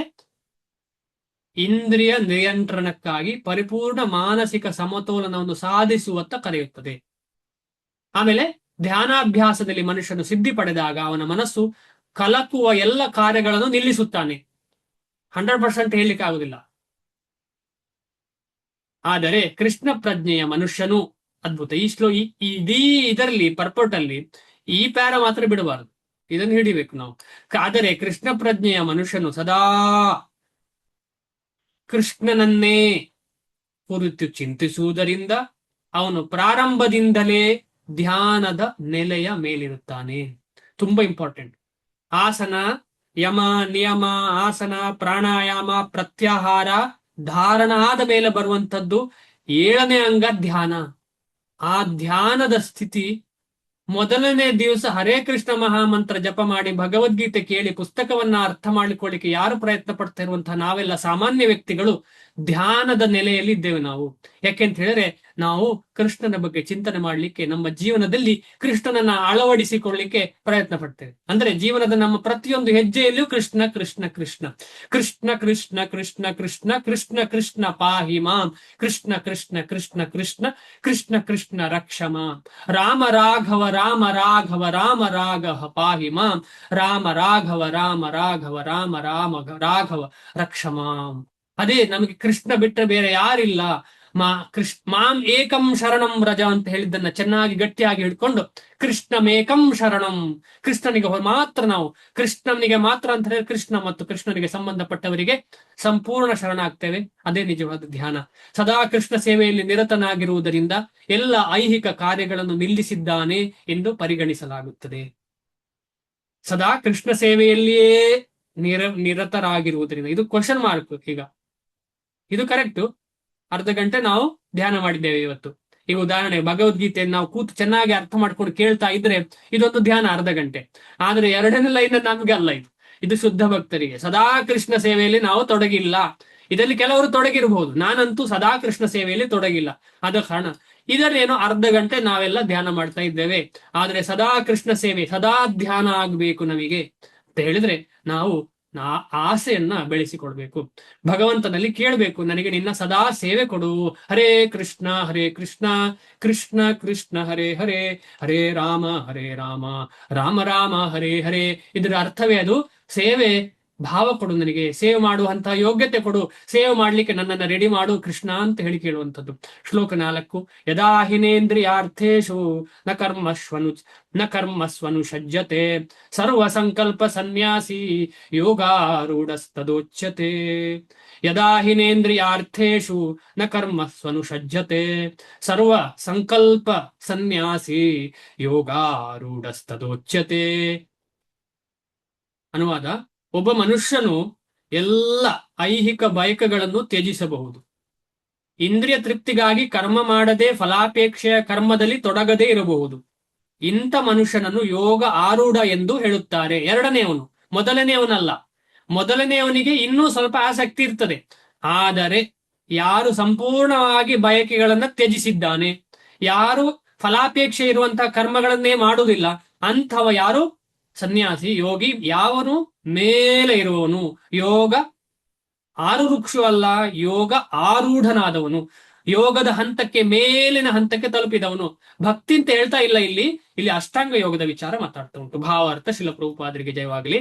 ಮನುಷ್ಯನು ಭಗವಂತನ ಆಧ್ಯಾತ್ಮಿಕ ಪ್ರೇಮ ಪೂರ್ವಕ ಸೇವೆಯಲ್ಲಿ ಸಂಪೂರ್ಣವಾಗಿ ತೊಡಗಿದ್ದಾಗ ಅವನು ತನ್ನಲ್ಲಿಯೇ ಸಂತೃಪ್ತನಾಗಿರುತ್ತಾನೆ, ಆತ್ಮರಾಮನಾಗಿರ್ತಾನೆ. ಭಗವಂತ ಆತ್ಮರಾಮ, ಭಕ್ತ ಕೂಡ ಆತ್ಮರಾಮನಾಗ್ತಾನೆ, ತನ್ನಲ್ಲೇ ಆತ್ಮ ಸುಖವನ್ನ ಅನುಭವಿಸ್ತಾ ಇರ್ತಾನೆ. ಆದ್ದರಿಂದ ಆತನು ಇಂದ್ರಿಯ ತೃಪ್ತಿಯಲ್ಲಾಗಲಿ ಕಾಮ್ಯ ಕರ್ಮಗಳಲ್ಲಾಗಲಿ ತೊಡಗುವುದಿಲ್ಲ. ನಾವು ಈ ಸ್ಥಿತಿಯಲ್ಲಿದ್ದೇವಾ? ಸ್ವಲ್ಪ ಇದು ಯೋಚನೆ ಮಾಡೋಣ. ಯಾಕಂದ್ರೆ ನಾವು ಯಾರಿಗೂ ಹೇಳ್ಬೇಕು ಅಂತಿಲ್ಲ, ನಮಗೆ ಗೊತ್ತು ನಾವು ಎಲ್ಲಿದ್ದೇವೆ ಅಂತ ಹೇಳಿ. ಅಕಸ್ಮಾತ್ ಯಾರಾದ್ರೂ ಈ ಹಂತಕ್ಕಿಂತ ಮೇಲೆ ಬಂದವರಿದ್ರೆ ನಾವು ಅವರ ದಾಸರು ಖಂಡಿತವಾಗಿ. ಇಲ್ಲದಿದ್ರು ನಾವು ಅಂತ ಹಂತದಲ್ಲಿ ಇಲ್ಲದಿದ್ರು ಕೂಡ ನಾವೆಲ್ಲರ ದಾಸರು ಆಗ್ಲಿ. ಆದುದರಿಂದ ಆತನು ಇಂದ್ರಿಯ ತೃಪ್ತಿಯಲ್ಲಾಗಲಿ ಕಾಮ್ಯ ಕರ್ಮಗಳಲ್ಲಾಗಲಿ ತೊಡಗುವುದಿಲ್ಲ. ಆಯ್ತು, ಸ್ವಲ್ಪ ಇಂದ್ರಿಯ ತೃಪ್ತಿ ಏನೋ ಕಮ್ಮಿ ಆಗಿದೆ ಅಂತ ಇಟ್ಕೊಳ್ಳೋಣ. ಆದ್ರೆ ಕಾಮ್ಯ ಕರ್ಮಗಳು ನಾವಿನ್ನೂ ಕಳಿಸಿಕೊಂಡಿಲ್ಲ. ಕಾಮ್ಯ ಕರ್ಮಗಳಿಂದ ನಾವು ಇನ್ನೂ ಕಳ್ಚಿಕೊಂಡಿಲ್ಲ. ಕಾಮ್ಯ ಕರ್ಮ ಅಂತ ಹೇಳಿದ್ರೇನು? ಕೃಷ್ಣನನ್ನೇ ಕೇಳ್ತೇವೆ ನಾವು ಕಾಮ್ಯ ಕರ್ಮಕ್ಕೆ. ಶುದ್ಧ ಭಕ್ತಿ ಅಲ್ಲ ಅದು. ಕೃಷ್ಣನನ್ನೇ ಕೇಳ್ತೇವೆ, ನನಗೆ ಇದಾಗ್ಲಿ ಅದಾಗ್ಲಿ, ನನಗೆ ಪ್ರಮೋಷನ್ ಕೊಡ್ಲಿ. ಕೃಷ್ಣ ಭಕ್ತಿ ಬೇರೆಯವರಲ್ಲಿ ಕೇಳೋದು ಬೇಡ ಅಂತ ಗೊತ್ತಾಗಿ ಕೃಷ್ಣನಲ್ಲಿ ಕೇಳಲಿಕ್ಕೆ ಶುರು ಮಾಡ್ತೇವೆ. ಕೃಷ್ಣನೇ ನನ್ನ ಮಕ್ಕಳನ್ನು ಪಾಸು ಮಾಡು, ಕೃಷ್ಣನೇ ನನಗೆ ಒಳ್ಳೆ ಕೆಲಸ ಕೊಡು, ಕೃಷ್ಣನೇ ನನಗೆ ಎಲ್ಲ ಮಾಡು, ಹಾಗೆ ಮಾಡು, ಹೀಗೆ ಮಾಡು, ನನ್ನ ಆರೋಗ್ಯವನ್ನು ವೃದ್ಧಿ ಮಾಡು. ನಿನ್ನ ಸೇವೆಗೋಸ್ಕರ ನನ್ನ ಆರೋಗ್ಯವನ್ನು ವೃದ್ಧಿ ಮಾಡು ಅಂತ ಕೇಳುದಿಲ್ಲ ನಾನು. ನಿನ್ನ ಸೇವೆಗೋಸ್ಕರ ನನ್ನ ಮಕ್ಕಳನ್ನು ಚೆನ್ನಾಗಿ ಎಜುಕೇಶನ್ ಮಾಡಿ ಅವರಿಗೆ ನಿನ್ನ ಸೇವೆ ಮಾಡುವ ಹಾಗೆ ಆಗ್ಲಿ ಅಂತ ಕೇಳುದಿಲ್ಲ ನಾವು. ಹೆಚ್ಚು ಕೇಳುದೇನು? ನನ್ನ ಮಗನಿಗೆ, ಮಗಳಿಗೆ, ನನ್ನ ಅಪ್ಪ ಅಮ್ಮನಿಗೆ ಮಟೀರಿಯಲ್ ಸುಖ ಜಾಸ್ತಿ ಆಗ್ಲಿ ಅಂತ ಕೇಳ್ತೇವೆ ನಾವು ಭಕ್ತಿಯಲ್ಲಿ ಬಂದ ಮೇಲೆ ಕೂಡ. ಇದು ಪ್ರಾಬ್ಲಮ್, ದೊಡ್ಡ ಪ್ರಾಬ್ಲಮ್. ಇದರಿಂದ ಹೊರಗೆ ಬರಲಿಲ್ಲ ಅಂತ ಹೇಳಿದ್ರೆ ನಾವು ಮುಂದೆ ಹೋಗ್ಲಿಕ್ಕೆ ತುಂಬಾ ಕಷ್ಟ ಆಗ್ತದೆ. ಇದರಿಂದ ಹೇಗಾದ್ರೂ ಆಗ್ಲಿ, ನಮ್ಗೆ ಇಷ್ಟ ಇದೆಯೋ ಇಲ್ಲೋ ಹೇಗೋ ಮಾಡಿ ಇದರಿಂದ ಹೊರಗೆ ಬರ್ಬೇಕು. ಇದು ಫಸ್ಟ್ ಸ್ಟೆಪ್. ನಾವು ಕಾಮ್ಯ ಕರ್ಮಗಳ ಆಸೆಯಿಂದ ಹೊರಗೆ ಬರುದು. ಕರ್ಮ ಮಾಡ್ತಿದ್ದೇವೆ, ಆಸೆ ಇರ್ತದೆ. ಆ ಆಸೆ ನಮ್ಮ ಇಂದ್ರಿಯ ತೃಪ್ತಿ ಆಗದೆ ಭಗವಂತನ ಸೇವೆಯ ಕಡೆ ಹೇಗೋ ಕನೆಕ್ಟ್ ಮಾಡ್ಬೇಕು. ಅದನ್ನ ಹೇಗಾದ್ರೂ ಒಂದು ಲೈನ್ ಎಳಿಬೇಕು ಭಗವಂತನ ಕಡೆಗೆ. ಅರ್ಥ ಆಗ್ತಾ ಉಂಟಾ? ಏನೋ ಒಂದು ವಿಚಾರ ಇದೆ, ಲೈನ್ ಎಳಿಬೇಕು, ಅದು ಭಗವಂತನಿಗೆ ಹೇಗೋ ಕನೆಕ್ಟ್ ಮಾಡಬೇಕು. ಈಗ ನನ್ನ ಮಗು ಶಾಲೆಗೆ ಹೋಗ್ತಾ ಉಂಟು, ಅದು ಭಕ್ತಿ ಅಲ್ಲ. ನನ್ನ ಮಗ 10ನೇ ಕ್ಲಾಸಿಗೆ ಶಾಲೆಗೆ ಹೋಗ್ತಿದ್ದಾನೆ, ಅದು ಭಕ್ತಿ ಇಲ್ಲ. ಆದರೆ ನನ್ನ ಮಗ ಶಾಲೆಗೆ ಹೋಗ್ತಿದ್ದಾನೆ, ಆ ಶಾಲೆಗೆ ಹೋಗಿ ಒಳ್ಳೆ ಕೆಲಸ ಸಿಗ್ತದೆ. ಆ ಕೆಲಸ ಸಿಕ್ಕಿದ್ರೆ ಮಗ ಡೈಲಿ ಬೆಳಿಗ್ಗೆ ಒಂದು ರೌಂಡ್ ಆದ್ರೂ ಜಪ ಮಾಡ್ತಿದ್ದಾನಲ್ಲ, ಖಂಡಿತವಾಗಿ ನಾನು ಭಗವಂತನಲ್ಲಿ ಕೇಳ್ಕೊಳ್ತೇನೆ, ಇವನು ಒಳ್ಳೆ ಕೆಲಸ ಸಿಕ್ಕಿ ಒಳ್ಳೆ ಓದಿ ಆ ಕೆಲಸದಿಂದ ಇನ್ನೂ ಜಾಸ್ತಿ ಭಕ್ತಿ ಮಾಡುವಾಗಲಿ ಒಂದು ಲೈನ್ ಕೃಷ್ಣನಿಗೆ ಹೇಳಿದೆ ನಾನು. ಹೀಗೆ ನಾವು ಎಷ್ಟು ಇಡೀ ಜೀವನದಲ್ಲಿ ಕೃಷ್ಣನ ಕಡೆಗೆ ಕನೆಕ್ಷನ್ ಆಗ್ತೇವೆ, ಅದು ನಿಜವಾಗಿ ಭಕ್ತಿ. ಆಗ ನಿಧಾನವಾಗಿ ಈ ಕಾಮ್ಯ ಕರ್ಮಗಳಿಂದ ನಾವು ಹೊರಗೆ ಬರ್ತೇವೆ. ಇಲ್ಲ ಆಗುದಿಲ್ಲ ಅಂತ ಹೇಳಿ ಒಂದೇ ದಿವಸದಲ್ಲಿ ತೊಂದರೆ ಇಲ್ಲ ಅಂತ ಹೇಳಿ ನಾವು ಮನಸ್ಸಿನಲ್ಲಿ ವೈರಾಗ್ಯವನ್ನು ಬೆಳೆಸಿಕೊಂಡು ಕಾಮ್ಯ ಕರ್ಮಗಳಿಂದ ಹೊರಗೆ ಬರ್ಲಿಕ್ಕೆ ಸಾಧ್ಯವೇ? ಇಲ್ಲವಾದರೆ ಮನುಷ್ಯನು ಕೆಲಸ ಮಾಡದೆ ಬದುಕಲು ಸಾಧ್ಯವಿಲ್ಲದಾದುದರಿಂದ ಆತನು ಇಂದ್ರಿಯ ತೃಪ್ತಿಯಲ್ಲೇ ತೊಡಗಬೇಕು. ಯಾಕೆಂದ್ರೆ ಹಾಗೆ ನಾವು ಬಿಟ್ರೆ ಇಂದ್ರಿಯ ತೃಪ್ತಿ ಪುನಃ ನಮ್ಮನ್ನು ಹಿಡಿತದೆ. ನಾವು ಕೆಲಸವನ್ನು ಬಿಟ್ರೆ ಇಂದ್ರಿಯ ತೃಪ್ತಿ ಹೆಚ್ಚಾಗಿ ನಾವು ಪುನಃ ಅದರ 3 ಪಟ್ಟು ಮಾಡುವಾಗ ಆಗ್ತದೆ. 100 ಪಟ್ಟು ಅಂತಹ ಕೆಲಸ, ಕೃತ್ರಿಮ ಕೆಲಸಕ್ಕೆ ಹೋಗುವ ಹಾಗೆ ಆಗ್ತದೆ. ಹಾಗೆ ಆಗ್ಬಾರ್ದು ಅಂತ ಹೇಳಿದ್ರೆ ನಾವು ಹೇಗೆ ನಮ್ಮ ಕಾಮ್ಯ ಕರ್ಮಗಳು ಮಾಡ್ತಾ ಇದ್ರು ಕೂಡ ಅದನ್ನು ಹೇಗೆ ನಾವು ಚಾನಲೈಸ್ ಮಾಡಿ ಕೃಷ್ಣನ ಸೇವೆಯಲ್ಲಿ ತೊಡಗಿಸಿಕೊಳ್ಬಹುದು ಅಂತ ಹೇಳಿ ನಾವು ಚಿಂತನೆ ಮಾಡೋಣ. ಕೃಷ್ಣ ಪ್ರಜ್ಞೆ ಇಲ್ಲದಿದ್ದರೆ ಮನುಷ್ಯನು ಸದಾ ಸ್ವಾರ್ಥಪರ ಕಾರ್ಯಗಳಲ್ಲಿ ಅಥವಾ ವಿಸ್ತೃತವಾದ ಸ್ವಾರ್ಥ ಕಾರ್ಯಗಳಲ್ಲಿ ತೊಡಗಬೇಕಾಗುತ್ತದೆ. ಇದೇನು ಸ್ವಾರ್ಥಪರ ಕಾರ್ಯಗಳಲ್ಲಿ ಎಲ್ಲರಿಗೂ ಗೊತ್ತಾಗಿರ್ಬೋದು. ನನ್ನ ಮಕ್ಕಳದ ಕೆಲಸ. ವಿಸ್ತೃತವಾದ್ದು ಯಾವುದು? ಇಂಗ್ಲಿಷ್ ಇಲ್ಲದವರು ಹೇಳಿ, ಇಂಗ್ಲಿಷ್ ಪುಸ್ತಕ ಕೈಯಲ್ಲಿ ಇಲ್ಲದವರು. ವಿಸ್ತೃತವಾದ ಸ್ವಾರ್ಥ ಕಾರ್ಯಗಳಂದ್ರೆ ಏನು? ತನ್ನದಲ್ಲದೆ ತನ್ನ ಎಕ್ಸ್ಟೆಂಡೆಡ್ ಫ್ಯಾಮಿಲಿ ಅವ್ರದ್ದು. ಯಾರಿಗೆಲ್ಲ? ಅಲ್ವಾ ಪ್ರಭು? ಕರೆಕ್ಟ್. ಯಾರಿಗೆಲ್ಲ ಹೇಳಿ, ಸ್ವಲ್ಪ ಎಕ್ಸ್ಪ್ಲೇನ್ ಮಾಡಿ ಮಾತಾಜಿ. ವಿಸ್ತೃತವಾದ ಸ್ವಾರ್ಥ ಕಾರ್ಯಗಳು ಅಂದ್ರೆ ಏನು? ಇಲ್ಲಿ ಸ್ವಾರ್ಥ ಅಂತ ಹೇಳುವ ಪದ ತುಂಬಾ ಇಂಪಾರ್ಟೆಂಟ್. ಸ್ವಾರ್ಥ ಅಂದ್ರೆ ನನಗೆ ಸಂಬಂಧಪಟ್ಟಿರೋದು, ನನಗೆ ಸಂಬಂಧಪಟ್ಟದ್ರೆ ಅಂದ್ರೆ ಅರ್ಥ ಏನು ಮಾತಾಜಿ? ನನಗೆ ಬೇಕು, ನನ್ನ ಮಕ್ಕಳಿಗೆ ಬೇಕು, ನನ್ನ ದೇಹಕ್ಕೆ ಸಂಬಂಧಪಟ್ಟದ್ದು ಯಾವುದೆಲ್ಲ? ಅದು ಇಂದ್ರಿಯ ತೃಪ್ತಿ ಅಲ್ಲಲ್ಲ, ನನ್ನ ದೇಹಕ್ಕೆ ಸಂಬಂಧಪಟ್ಟವೆಲ್ಲ ವಿಚಾರಗಳು ಯಾವುದೆಲ್ಲ? ಅದು ಅದೇ ಪ್ರಭು, ಮಕ್ಕಳು, ಗಂಡ, ಹೆಂಡತಿ, ಇದೆಲ್ಲ ನನ್ನ ದೇಹಕ್ಕೆ ಸಂಬಂಧಪಟ್ಟಿರೋ ಸಂಬಂಧ. ಅಷ್ಟೇ ಮಾತಾಜಿ. ಅದಕ್ಕೆ ವಿಸ್ತೃತವಾದ್ದು ಅಂತ ಹೇಳುದಿಲ್ಲ ಅಷ್ಟು. ನಮ್ಮ ಸಮಾಜ, ನನ್ನ ಊರು, ನನ್ನ ದೇಶ ಎಲ್ಲ ಕರೆಕ್ಟ್. ಬರ್ತದೆ. ಎಸ್. ಅದರ ಶ್ಲೋಕ ಯಾವುದು, ಅದ್ರ ನೆನಪಿದ್ಯಾ ಅದಕ್ಕೆ?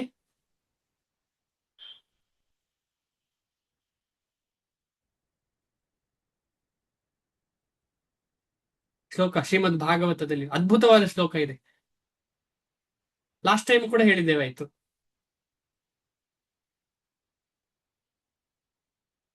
ಬುದ್ಧಿ ಕುಣಪೇಹೆ, ಒಂದು ಕ್ಲೂ ಯಾರಿಗಾದ್ರೂ ಗೊತ್ತಾ? ಇಲ್ಲ ಪ್ರಭು, ಬರುವುದಿಲ್ಲ. ದೇಹಾತ್ಮ ಬುದ್ಧಿ ಕುಣಪೇ ತ್ರಿಧಾತುಕೆ ಸ್ವಧೀ ಕಲತ್ರಾದಿಷು ಭೌಮ ಇಜ್ಜದೀಹಿ ಯತ್ತೀರ್ಥ ಬುದ್ಧಿ ಸಲಿಲೇನ ಕರ್ಹಿಚಿತ್ ಜನೇಶು ಅಭಿಜ್ಞೇಶು ಸಯೇವ ಗೋಖರಃ. ಬೈತಾ ಇದ್ದಾರೆ ಶ್ರೀಮದ್ ಭಾಗವತದಲ್ಲಿ ಭಗವಂತ ವ್ಯಾಸದೇವರು ಬೈತಾ ಇದ್ದಾರೆ. ಏನ್ ಹೇಳ್ತಿದ್ದಾರೆ? ಗೋಖರಃ ಅಂತ ನಮ್ಗೆ ಬೈತಿದ್ದಾರೆ ಈ ತರ ಮಾಡುವವರಿಗೆ. ನಾನು ನನ್ನದು ನನ್ನವರು ಅಂತ ಹೇಳಿ ಯಾರ್ಯಾರು ಜೀವನ ನಡೆಸ್ತಾ ಇದ್ದಾರೆ ಅದು ಅಗತ್ಯ, ಯಾಕೆಂದ್ರೆ ಅದಿಲ್ಲದೆ ಬದುಕ್ಲಿಕ್ಕೆ ಸಾಧ್ಯ ಇಲ್ಲ. ಆದ್ರೆ ಅದನ್ನು ಹೃದಯದಲ್ಲಿ ಇಡಬಾರ್ದು, ಬರೀ ಮನಸ್ಸಲ್ಲಿ ಇಡಬೇಕು. ಈಗ ನಾನು ಈ ದೇಶಕ್ಕೆ ಸಂಬಂಧಪಟ್ಟವ, ನನ್ನ ಇದೆಲ್ಲ ನಮ್ಮ ಮನಸ್ಸಿನಲ್ಲಿ ಸದಾ ಇರಬೇಕು, ಹೃದಯದಲ್ಲಿ ಇರಬಾರ್ದು. ಹೃದಯದಲ್ಲಿ ಯಾರಿಗೆ ಕೊಡಬೇಕು ಜಾಗೆ? ಯಾರಿಗೆ ಕೊಡಬೇಕು? ಐ ಲಾಸ್ಟ್ ಮೈ ಹಾರ್ಟ್ ಇನ್, ನಾನು ನನ್ನ ಹೃದಯವನ್ನ ಕಳ್ಕೊಂಡಿದ್ದೇನೆ. ಎಲ್ಲಿ ಕಳ್ಕೊಂಡಿದ್ದೇನೆ? ಎಲ್ಲಿ ಕಳಿಬೇಕು ನಾವು ನಮ್ಮ ಹೃದಯವನ್ನ? ಬೃಂದಾವನದಲ್ಲಿ. ಬೃಂದಾವನದಲ್ಲಿ. ಅಂದ್ರೆ ನಮ್ಮ ಹೃದಯವನ್ನ ಕೃಷ್ಣನಿಗೆ ಕೊಡ್ಬೇಕು. ಆದ್ರೆ ನಮ್ಮ ಮಂಡೆ, ನಮ್ಮ ಯಾವುದು ಮನಸ್ಸು ಅಂತ ಹೇಳುದು ಅಥವಾ ಇಂಟೆಲಿಜೆನ್ಸ್, ಇಲ್ಲಿ ನಮಗೆ ಬದುಕಬೇಕಿದ್ರೆ ಬೇಕು. ಅದಕ್ಕೋಸ್ಕರ ಇದೆಲ್ಲ ಸತ್ಯ. ಇಲ್ಲ ಅಂತ ಹೇಳಿದ್ರೆ ನಮಗೆ ಹೃದಯವನ್ನು ಕೊಡ್ಲಿಕ್ಕೂ ಆಗುದಿಲ್ಲ. ನಿಮಗೆಲ್ಲ ಅರ್ಥ ಆಗ್ತದೆ ಅಂತ ಅನ್ಕೊಳ್ತಾ ಇದ್ದೀನಿ. ನಾವು ಯಾವಾಗ ನಮ್ಮ ದೇಹ, ನಮ್ಮ ಮನಸ್ಸು, ನಮ್ಮ ಮಕ್ಕಳು, ನಮ್ಮ ಅಣ್ಣ, ನಮ್ಮ ತಮ್ಮ, ನಮ್ಮ ಸೊಸೈಟಿ, ನಮ್ಮ ದೇಶ ಅಂತ ಬೇಕು. ಯಾಕೆ ಬೇಕು? ಇಲ್ಲ ಅಂತ ಹೇಳಿದ್ರೆ ಮುಂದೆ ಭಕ್ತಿ ಮಾಡ್ಲಿಕ್ಕೆ ಕೂಡ ಕಷ್ಟ ಆಗುವ ಸಂದರ್ಭ ಬರ್ಲಿಕ್ಕೆ ಸಾಧ್ಯತೆ ಉಂಟು. ನಾವೆಲ್ಲ ಅದನ್ನ ನೋಡ್ತಾ ಇದ್ದೇವೆ. ಆದ್ರೆ ಯಾರಿಗೆ ನಿಜವಾಗಿ ಭಕ್ತಿಯಲ್ಲಿ ಸಂಪೂರ್ಣ ಭರವಸೆ ಇದೆ ಅಂತವರಿಗೆ ಇದ್ರ ಅಗತ್ಯ ಇಲ್ಲ. ಸಂಪೂರ್ಣ ನನ್ನ ಭಕ್ತಿ ಕೃಷ್ಣನೇ. ಯಾಕಂದ್ರೆ ಕೃಷ್ಣ ಶಕ್ತಿ ವಿನಾ ಏನು ಆಗ್ಲಿಕ್ಕೆ ಸಾಧ್ಯ ಇಲ್ಲ, ಏನು ಪರಿವರ್ತನೆ ಆಗ್ಲಿಕ್ಕೆ ಸಾಧ್ಯ ಇಲ್ಲ. ಆದ ಕಾರಣ ವರ್ಣಾಶ್ರಮ ಧರ್ಮ ಅಂತ ಹೇಳೋ ಧರ್ಮ ಕೃಷ್ಣನೇ ಕೊಟ್ಟಿದ್ದಾನೆ ಅಂತ ಹೇಳಿದ್ರೆ ಅದನ್ನು ಯಾರು ಫಾಲೋ ಮಾಡ್ತಿದ್ದಾರೆ ಅಲ್ಲಿ ಕೂಡ ಪರಿವರ್ತನೆ ಆಗ್ತದೆ. ಯಾಕಂದ್ರೆ ಕೃಷ್ಣ ಶಕ್ತಿ ವಿನಾ ಏನು ಪರಿವರ್ತನೆ ಇಲ್ಲ. ಇದು ತುಂಬಾ ಇಂಪಾರ್ಟೆಂಟ್ ಆಗಿ ಅರ್ಥ ಮಾಡ್ಬೇಕು ನಾವು. ಆದ ಕಾರಣ ನಾವು ಯಾವತ್ತು ಶುದ್ಧ ಭಕ್ತರು ಹೇಳ್ತಾರಲ್ಲ, ಶುದ್ಧ ಭಕ್ತರು ಏನ್ ಹೇಳ್ತಾರೆ? ದೇಹಾತ್ಮ ಬುದ್ಧಿ ಇರಬಾರ್ದು. ಆಮೇಲೆ ತನ್ನವರನ್ನು ಯಾರು ನೀವು ನಾನು ನೀನು ಅಂತ ಹೇಳಿ ಭೇದ ಮಾಡುವ, ಇದೆಲ್ಲ ಯಾಕೆ ಹೇಳ್ತಾರೆ ಅಂದ್ರೆ ಅವರು ಆ ಸ್ತರದಲ್ಲಿ ಇದ್ದಾರೆ. ನಾನು ನೀವು ಹೆಚ್ಚಿನವರು, ನಾವಿಲ್ಲ ಆ ಸ್ತರದಲ್ಲಿ. ಆದ ಕಾರಣ ನಾವು ಅವರನ್ನು ಯಾವತ್ತೂ ಕಮೆಂಟ್ ಮಾಡಬಾರ್ದು. ಅದು ಮಹಾ ಅಪರಾಧ ಆಗ್ಬಿಡ್ತದೆ. ಯಾಕೆಂತ ಹೇಳಿದ್ರೆ ಅವರು ಆ ಸ್ತರದಲ್ಲಿ ಇದ್ದಾರೆ. ಆ ಸ್ತರಕ್ಕೆ ಎಲ್ಲರೂ ಬರಬೇಕು ಅಂತ ಹೇಳುವ ಆಸೆ. ನೀವು ಕನ್ನಡ ಬೇಡ ಅಂತ ಹೇಳ್ತೀರಿ, ಅಥವಾ ಸಂಸ್ಕೃತ ಬೇಡ ಅಂತ ಹೇಳ್ತೀರಿ, ಅಥವಾ ಬೆಂಗಾಳಿಯ ಆಹಾರ ತಿನ್ಬೇಕು ಅಂತ ಹೇಳ್ತೀರಿ, ಅಥವಾ ಉಡುಪಿಯ ಆಹಾರ ತಿನ್ಬೇಕು ಅಂತ ಹೇಳ್ತೀರಿ, ಈ ರೀತಿ, ಅಥವಾ ಫಾರಿನಿಗೆ ಹೋಗಿ ಫಾರಿನ್ ನ ಪಿಜ್ಜಾ ದೇವರಿಗೆ ಕೊಡಬೇಕು ಅಂತ ಹೇಳ್ತೀರಿ. ಈ ರೀತಿ ಎಲ್ಲ ಚಿಂತನೆ ನಮಗೆ ಇದೆ. ಯಾಕೆ ಚಿಂತನೆ ಇದೆ? ಯಾಕೆ ಚಿಂತನೆ ಇದೆ ಅಂತ ಹೇಳಿದ್ರೆ ನಮ್ಗೆ ಇನ್ನೂ ಆ ದೇಹಾತ್ಮ ಬುದ್ಧಿ, ನನ್ನದು ದೇಹ, ನನ್ನ ಸಂಪರ್ಕ, ನನ್ನ ಜೀವ, ನಂದು ಇದು ಅಂತ ಹೇಳಿ ಎಲ್ಲ ಸಂಬಂಧಗಳ ಕೊಂಡಿಯಲ್ಲಿ ಸಿಕ್ಕಾಕೊಂಡಿದ್ದೇವೆ. ಆ ಗ್ರಂಥಿಯನ್ನ ಭೇದನ ಮಾಡಬೇಕು ಅಂತ ಶ್ರೀಮದ್ ಭಾಗವತ ಹೇಳ್ತದೆ. ಈ ಗ್ರಂಥಿ ಭೇದನ ಮಾಡದಿದ್ರೆ ಕೃಷ್ಣನ ಕಡೆ ಭಕ್ತಿ ಹೋಗ್ಲಿಕ್ಕೆ ಸಾಧ್ಯ ಇಲ್ಲ. ಈ ಹೈವಲ್ಲಭತೆ ಇಲ್ಲೇ ಸಿಗ್ತದೆ. ಯಾವಾಗ? ಗ್ರಂಥಿ ಭೇದ ಆಗುವಾಗ. ಅದು ಆ ಶ್ಲೋಕದಲ್ಲಿ ಏನ್ ಹೇಳ್ತದೆ ಅಂತ ಹೇಳಿದ್ರೆ, ಭಿದ್ಯತೆ ಹೃದಯ ಗ್ರಂಥಿ ಛಿದ್ಯಂತೆ ಸರ್ವ ಸಂಶಯಾ. ಭಿದ್ಯತೆ ಹೃದಯ ಗ್ರಂಥಿ, ಹೃದಯದಲ್ಲಿದ್ದಂತಹ ಈ ಒಂದು ಗ್ರಂಥಿ ಇದೆಯಲ್ಲ, ನಾನು ನನ್ನದು ಅಂತ ಹೇಳುವಂಥದ್ದು, ಅದು ಛೇದನೆ ಆಗ್ತದೆ. ಹೇಗೆ ಛೇದನೆ ಆಗ್ತದೆ? ಹರೇ ಕೃಷ್ಣ ಕೃಷ್ಣ ಕೃಷ್ಣ ಹರೇ ಹರೇ, ಹರೇ ರಾಮ ರಾಮ ರಾಮ ಹರೇ ಹರೇ ಅಂತ ಹೇಳ್ತಾ ಹೇಳ್ತಾ ಹೇಳ್ತಾ ಹೇಳ್ತಾ ಮಾಡ್ತಾ ನಿಧಾನವಾಗಿ ಶುದ್ಧರಾಗ್ತಾ ಅಂತ ಒಂದು ಕೊಳಕನ್ನ ಛೇದನ ಆಗ್ತದೆ. ಯಾವುದು? ಅದೊಂದು ಕೊಳಕು. ಅದು ನಾನು ನನ್ನದು ಅಂತ ಹೇಳುವಂಥದ್ದು ಕೊಳಕು. ಈ ಜನ್ಮದಲ್ಲಿ ನನಗೆ ಯಾರೋ ಸಿಕ್ಕಿದ್ದಾರೆ, ಅದು ನನ್ನದು ಪರ್ಮನೆಂಟ್ ಅಲ್ಲ ಅಂತ ನಮಗೆಲ್ಲರಿಗೂ ಪ್ರಾಕ್ಟಿಕಲಿ ಗೊತ್ತುಂಟು. ಯಾರು ನಮ್ಮೊಟ್ಟಿಗೆ ಪರ್ಮನೆಂಟ್ ಇಲ್ಲ ಅಂತ. ಆದ್ರೂ ಕೂಡ ಈ ಒಂದು ಸಂಬಂಧ, ಆದ ಕಾರಣ ಆ ಸಂಬಂಧ ಮನಸ್ಸಿನಲ್ಲಿ ಇರ್ಲಿ, ಹೃದಯದಲ್ಲಿ ಬೇಡ. ನಾವು ಹೃದಯದಲ್ಲಿ ಯಾರಿಗೂ ಕೊಡಬೇಕು? ನಮ್ಮನ್ನು ವೈಷ್ಣವರಿಗೆ, ಕೃಷ್ಣನಿಗೆ ಅಂತ ಹೇಳಿ ಶಾಸ್ತ್ರ ಹೇಳ್ತದೆ. ಹೀಗೆ ಆತನು ಇಂದ್ರಿಯ ತೃಪ್ತಿಯಿಂದ ಸಂಪೂರ್ಣವಾಗಿ ನಿರ್ಲಿಪ್ತನಾಗಬಹುದು. ಯಾವಾಗ ಹೃದಯವನ್ನ ಕೃಷ್ಣನಿಗೆ ಕೊಟ್ಟಿದ್ದಾನೆ ಆಗ ಇಂದ್ರಿಯ ತೃಪ್ತಿಯಿಂದ ಸಂಪೂರ್ಣವಾಗಿ ನಿರ್ಲಿಪ್ತನಾಗ್ತಾನೆ. ಇಲ್ಲ ಅಂದ್ರೆ ಇಂದ್ರಿಯ ತೃಪ್ತಿಗೇ ಹೋಗ್ತಾ ಇರ್ತಾನೆ. ಯಾಕಂದ್ರೆ ಯಾರು ನಮಗೆ ಸಂತೋಷ ಕೊಡ್ಲಿಕ್ಕೆ ಸಾಧ್ಯ ಇಲ್ಲ, ಯಾರಿಂದಲೂ ನಮ್ಮನ್ನ ತೃಪ್ತಿ ಮಾಡ್ಲಿಕ್ಕೆ ಸಾಧ್ಯ ಇಲ್ಲ. ತೃಪ್ತಿ ಮಾಡೋದು ಒಬ್ಬನೇ, ಅವನು ಭಗವಂತ. ಯಾಕೆಂದ್ರೆ ಅವರಿಗೆ ಸಂತೋಷ ಆಗುವಾಗ ಮಾತ್ರ ನನಗೆ ಸಂತೋಷ ಆಗ್ಲಿಕ್ಕೆ ಸಾಧ್ಯ. ಇಂತಹ ಸಾಕ್ಷಾತ್ಕಾರ ಇಲ್ಲದವನು ಯೋಗದ ಏಣಿಯ ಅತ್ಯುನ್ನತ ಮೆಟ್ಟಲಿಗೆ ಏರುವ ಮುನ್ನ ಐಹಿಕ ಬಯಕೆಗಳಿಂದ ತಪ್ಪಿಸಿಕೊಳ್ಳಲು ಯಾಂತ್ರಿಕವಾಗಿ ಪ್ರಯತ್ನಿಸಬೇಕಾಗುತ್ತದೆ. ಅಷ್ಟಾಂಗ ಯೋಗ. ಭಕ್ತಿಯೋಗದಲ್ಲಿ ಯಾಂತ್ರಿಕವಾಗಿ ಪ್ರಯತ್ನ ಅಗತ್ಯ ಇಲ್ಲ. ಯಾಕೆಂದ್ರೆ ಚೇತನ ಸ್ವರೂಪಿಯಾದ ಭಗವಂತನ ನೇರ ಸಂಬಂಧ ಇಲ್ಲಿ ನಡೀತಾ ಇದೆ. ಸುಮ್ಮನೆ ಏನೋ ಇಮ್ಯಾಜಿನೇಷನ್ ಅಲ್ಲ, ನೇರ ಭಗವಂತನ ವಾಕ್ಯ, ಭಗವಂತನ ಭಕ್ತರ ನುಡಿಗಳನ್ನ ನಾವು ನೇರ ಓದ್ತಾ ಇದ್ದೇವೆ. ಅವ್ರು ಹೇಳಿದಂತ ವಿಚಾರಗಳನ್ನ ನೇರ ಮಾಡ್ಲಿಕ್ಕೆ ಪ್ರಯತ್ನ ಪಡ್ತಿದ್ದೇವೆ. ಆದ ಕಾರಣ ಏನು ಚಿಂತನೆ ಇಲ್ಲ. ಆದ ಕಾರಣ ಶ್ರೀಲ ಪ್ರಭುಪಾದರ ನೇರ ಸೇವೆ ಆಗ್ತಾ ಉಂಟು. ಅವರು ಹೇಳಿ ನೋಡಿ, ಎರಡು ವಿಚಾರ ಇದೆ, ಸೇವೆ ಮತ್ತು ಸಂಘ. ಸೇವೆ ಮತ್ತು ಸಂಘ. ಈಗ ಶ್ರೀಲ ಪ್ರಭುಪಾದರು ಕೊಟ್ಟಂತಹ ಈ ವಚನಗಳನ್ನ ನಾವು ಅಂದ್ರೆ ಅವರ ಭಾವಾರ್ಥವನ್ನ ಓದ್ತಾ ಇದ್ದೇವೆ, ಅಂದ್ರೆ ಅವರ ಸಂಘ ಮಾಡ್ತಾ ಇದ್ದೇವೆ. ಆಮೇಲೆ ಇದನ್ನ ನಾವು ನಮ್ಮ ಜೀವನದಲ್ಲಿ ಅಳವಡಿಸ್ಲಿಕ್ಕೆ ಪ್ರಯತ್ನ ಪಡ್ತಿದ್ದೇವೆ, ಅಂದ್ರೆ ಅದು ಅವರ ಸೇವೆ. ಎಂತ ಅದ್ಭುತ! ನಾವು ಯಾವಾಗ ಅವರು ಹೇಳಿದ್ದನ್ನ ನಮ್ಮ ಜೀವನದಲ್ಲಿ ಅಳವಡಿಸ್ಲಿಕ್ಕೆ ಪ್ರಯತ್ನ ಪಡ್ತೇವೆ ಅಂದರೆ ಅದು ಅವರ ಸೇವೆ. ಯಾರ ಸೇವೆ? ಶ್ರೀಲ ಪ್ರಭುಪಾದರ ಸೇವೆ. ಇದನ್ನ ನಾವು ಚೆನ್ನಾಗಿ ಮನಸ್ಸಲ್ಲಿ ಇಟ್ಕೊಳ್ಬೇಕು. ಏನು ಅಂತ ಹೇಳಿದ್ರೆ, ನಾವು ಭಗವದ್ಗೀತೆ ಓದುವಾಗ, ಶ್ರೀಲ ಪ್ರಭುಪಾದರು ಬರೆದಂತಹ ಭಾವಾರ್ಥ ಓದುವಾಗ, ಪರಮ ವೈಷ್ಣವರಾದಂತಹ ಶ್ರೀಲ ಪ್ರಭುಪಾದರು, ಆಮೇಲೆ ಬೇರೆಲ್ಲ ಆಚಾರ್ಯರು, ಆಮೇಲೆ ಭಗವಂತನ ಜೊತೆ ಸಂಘ ನಡೀತಾ ಉಂಟು ಇಲ್ಲಿ.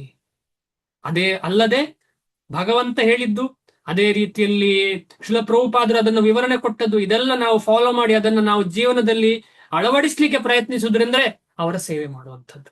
ಎಂತ ಅದ್ಭುತ ಮಾತು! ಶ್ರೀಲ ಪ್ರಭುಪಾದರಿಗೆ ಜಯವಾಗ್ಲಿ. ಇಲ್ಲಿ ಇವತ್ತಿಗೆ ನಿಲ್ಸೋಣ. ಏನಾದ್ರೂ ಮಾತಿನ ಭರದಲ್ಲಿ ಏನಾದ್ರೂ ತಪ್ಪು ಹೇಳಿದ್ರೆ ದಯವಿಟ್ಟು ಕ್ಷಮಿಸಿ. ಆಮೇಲೆ ನಾನು ನನ್ನ ಶಾಸ್ತ್ರದ ಏನ್ ಹೇಳ್ಬೋದು, ಈ ಒಂದು ಪರಂಪರೆಯ ವಿರುದ್ಧವಾಗಿ ಎಲ್ಲಿಯಾದ್ರೂ ಮಾತಾಡಿದ್ರೆ ನನ್ನನ್ನು ತಿದ್ದಿ ಅಂತ ಹೇಳಿ ನಿಮ್ಮ ಹತ್ರ ಕೇಳ್ಕೊಳ್ತೀನಿ. ಏನಾದ್ರೂ ಪ್ರಶ್ನೆ ಇದ್ರೆ ಒಂದು 5 ನಿಮಿಷ ಡಿಸ್ಕಷನ್ ಮಾಡೋಣ. ಇನ್ನು 4 ದಿನ ಕ್ಲಾಸ್ ಇರೋದಿಲ್ಲ. ಶುಕ್ರವಾರ ತನಕ, ಶನಿವಾರ ಗೊತ್ತಿಲ್ಲ, ನಾನು ಅನೌನ್ಸ್ ಮಾಡ್ತೇನೆ. ಅಕಸ್ಮಾತ್ ಶನಿವಾರ ಕ್ಲಾಸ್ ತಗೊಳ್ಳಿಕ್ಕಾದ್ರೆ, ಇಲ್ಲ ಅಂದ್ರೆ ನೇರ ನಾಳಿದ್ದು ನೆಕ್ಸ್ಟ್ ಸೋಮವಾರ, ಈ ಸೋಮವಾರ ಇವತ್ತು, ನೆಕ್ಸ್ಟ್ ಸೋಮವಾರ ಕ್ಲಾಸ್ ಇರುತ್ತೆ. ಹರೇ ಹರೇ ಕೃಷ್ಣ ಪ್ರಭು. ಧನ್ಯವಾದ, ತುಂಬಾ ಧನ್ಯವಾದ ಪ್ರಭು.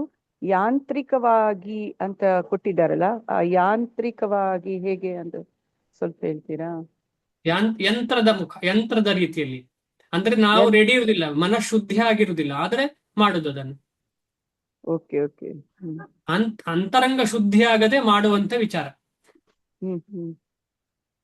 ಯಾಂತ್ರಿಕ. ಆಮೇಲೆ ಈ ಯೋಗವನ್ನ ಯಾಂತ್ರಿಕ ಅಂತ ಹೇಳ್ತಾರೆ. ಅದು ಯಾಕೆ ಅಂತ ಹೇಳಿದ್ರೆ, ನಮ್ಮ ದೇಹ ಅಂದ್ರೆ ಯಂತ್ರಾರೂಢಾನಿ ಮಾಯಯ ಅಂತ ಹೇಳಿದೆ. ಈ ಯಂತ್ರವನ್ನ ಉಪಯೋಗಿಸಿ ಮಾಡುವಂಥದ್ದು, ಯಂತ್ರವನ್ನ ಉಪಯೋಗಿಸಿ ಭಗವಂತನ ಪ್ರಜ್ಞೆ ಅಲ್ಲಿ ಬೆಳೆದಿರುವುದಿಲ್ಲ.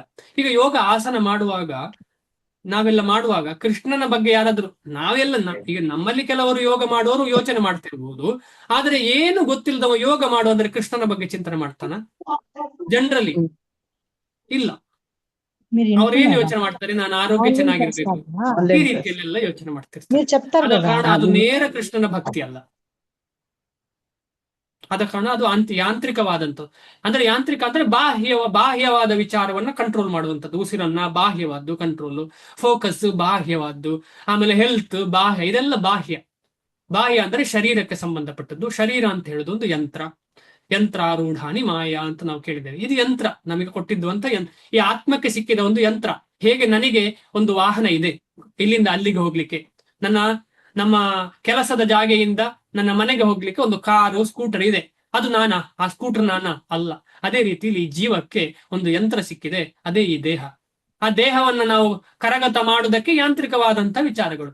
ಆದ್ರೆ ನಾವು ದೇಹವನ್ನ ಭಗವಂತನ ಸೇವೆಯಲ್ಲಿ ಉಪಯೋಗಿಸುವಾಗ ಅದು ಯಾಂತ್ರಿಕ ಅಲ್ಲ. ಆ ಸೇವೆಯಲ್ಲಿ ಪ್ರತಿಯೊಂದು ಸೇವೆಯು ಸತ್ ಚಿತ್ತ ಆನಂದ ಇರುವಂತಹ ಭಾವನೆ ಇರುವಂತಹ ವಿಚಾರ. ಅದು ಗೊತ್ತಿದೆಯೋ ಗೊತ್ತಿಲ್ವೋ ತೊಂದರೆ ಇಲ್ಲ.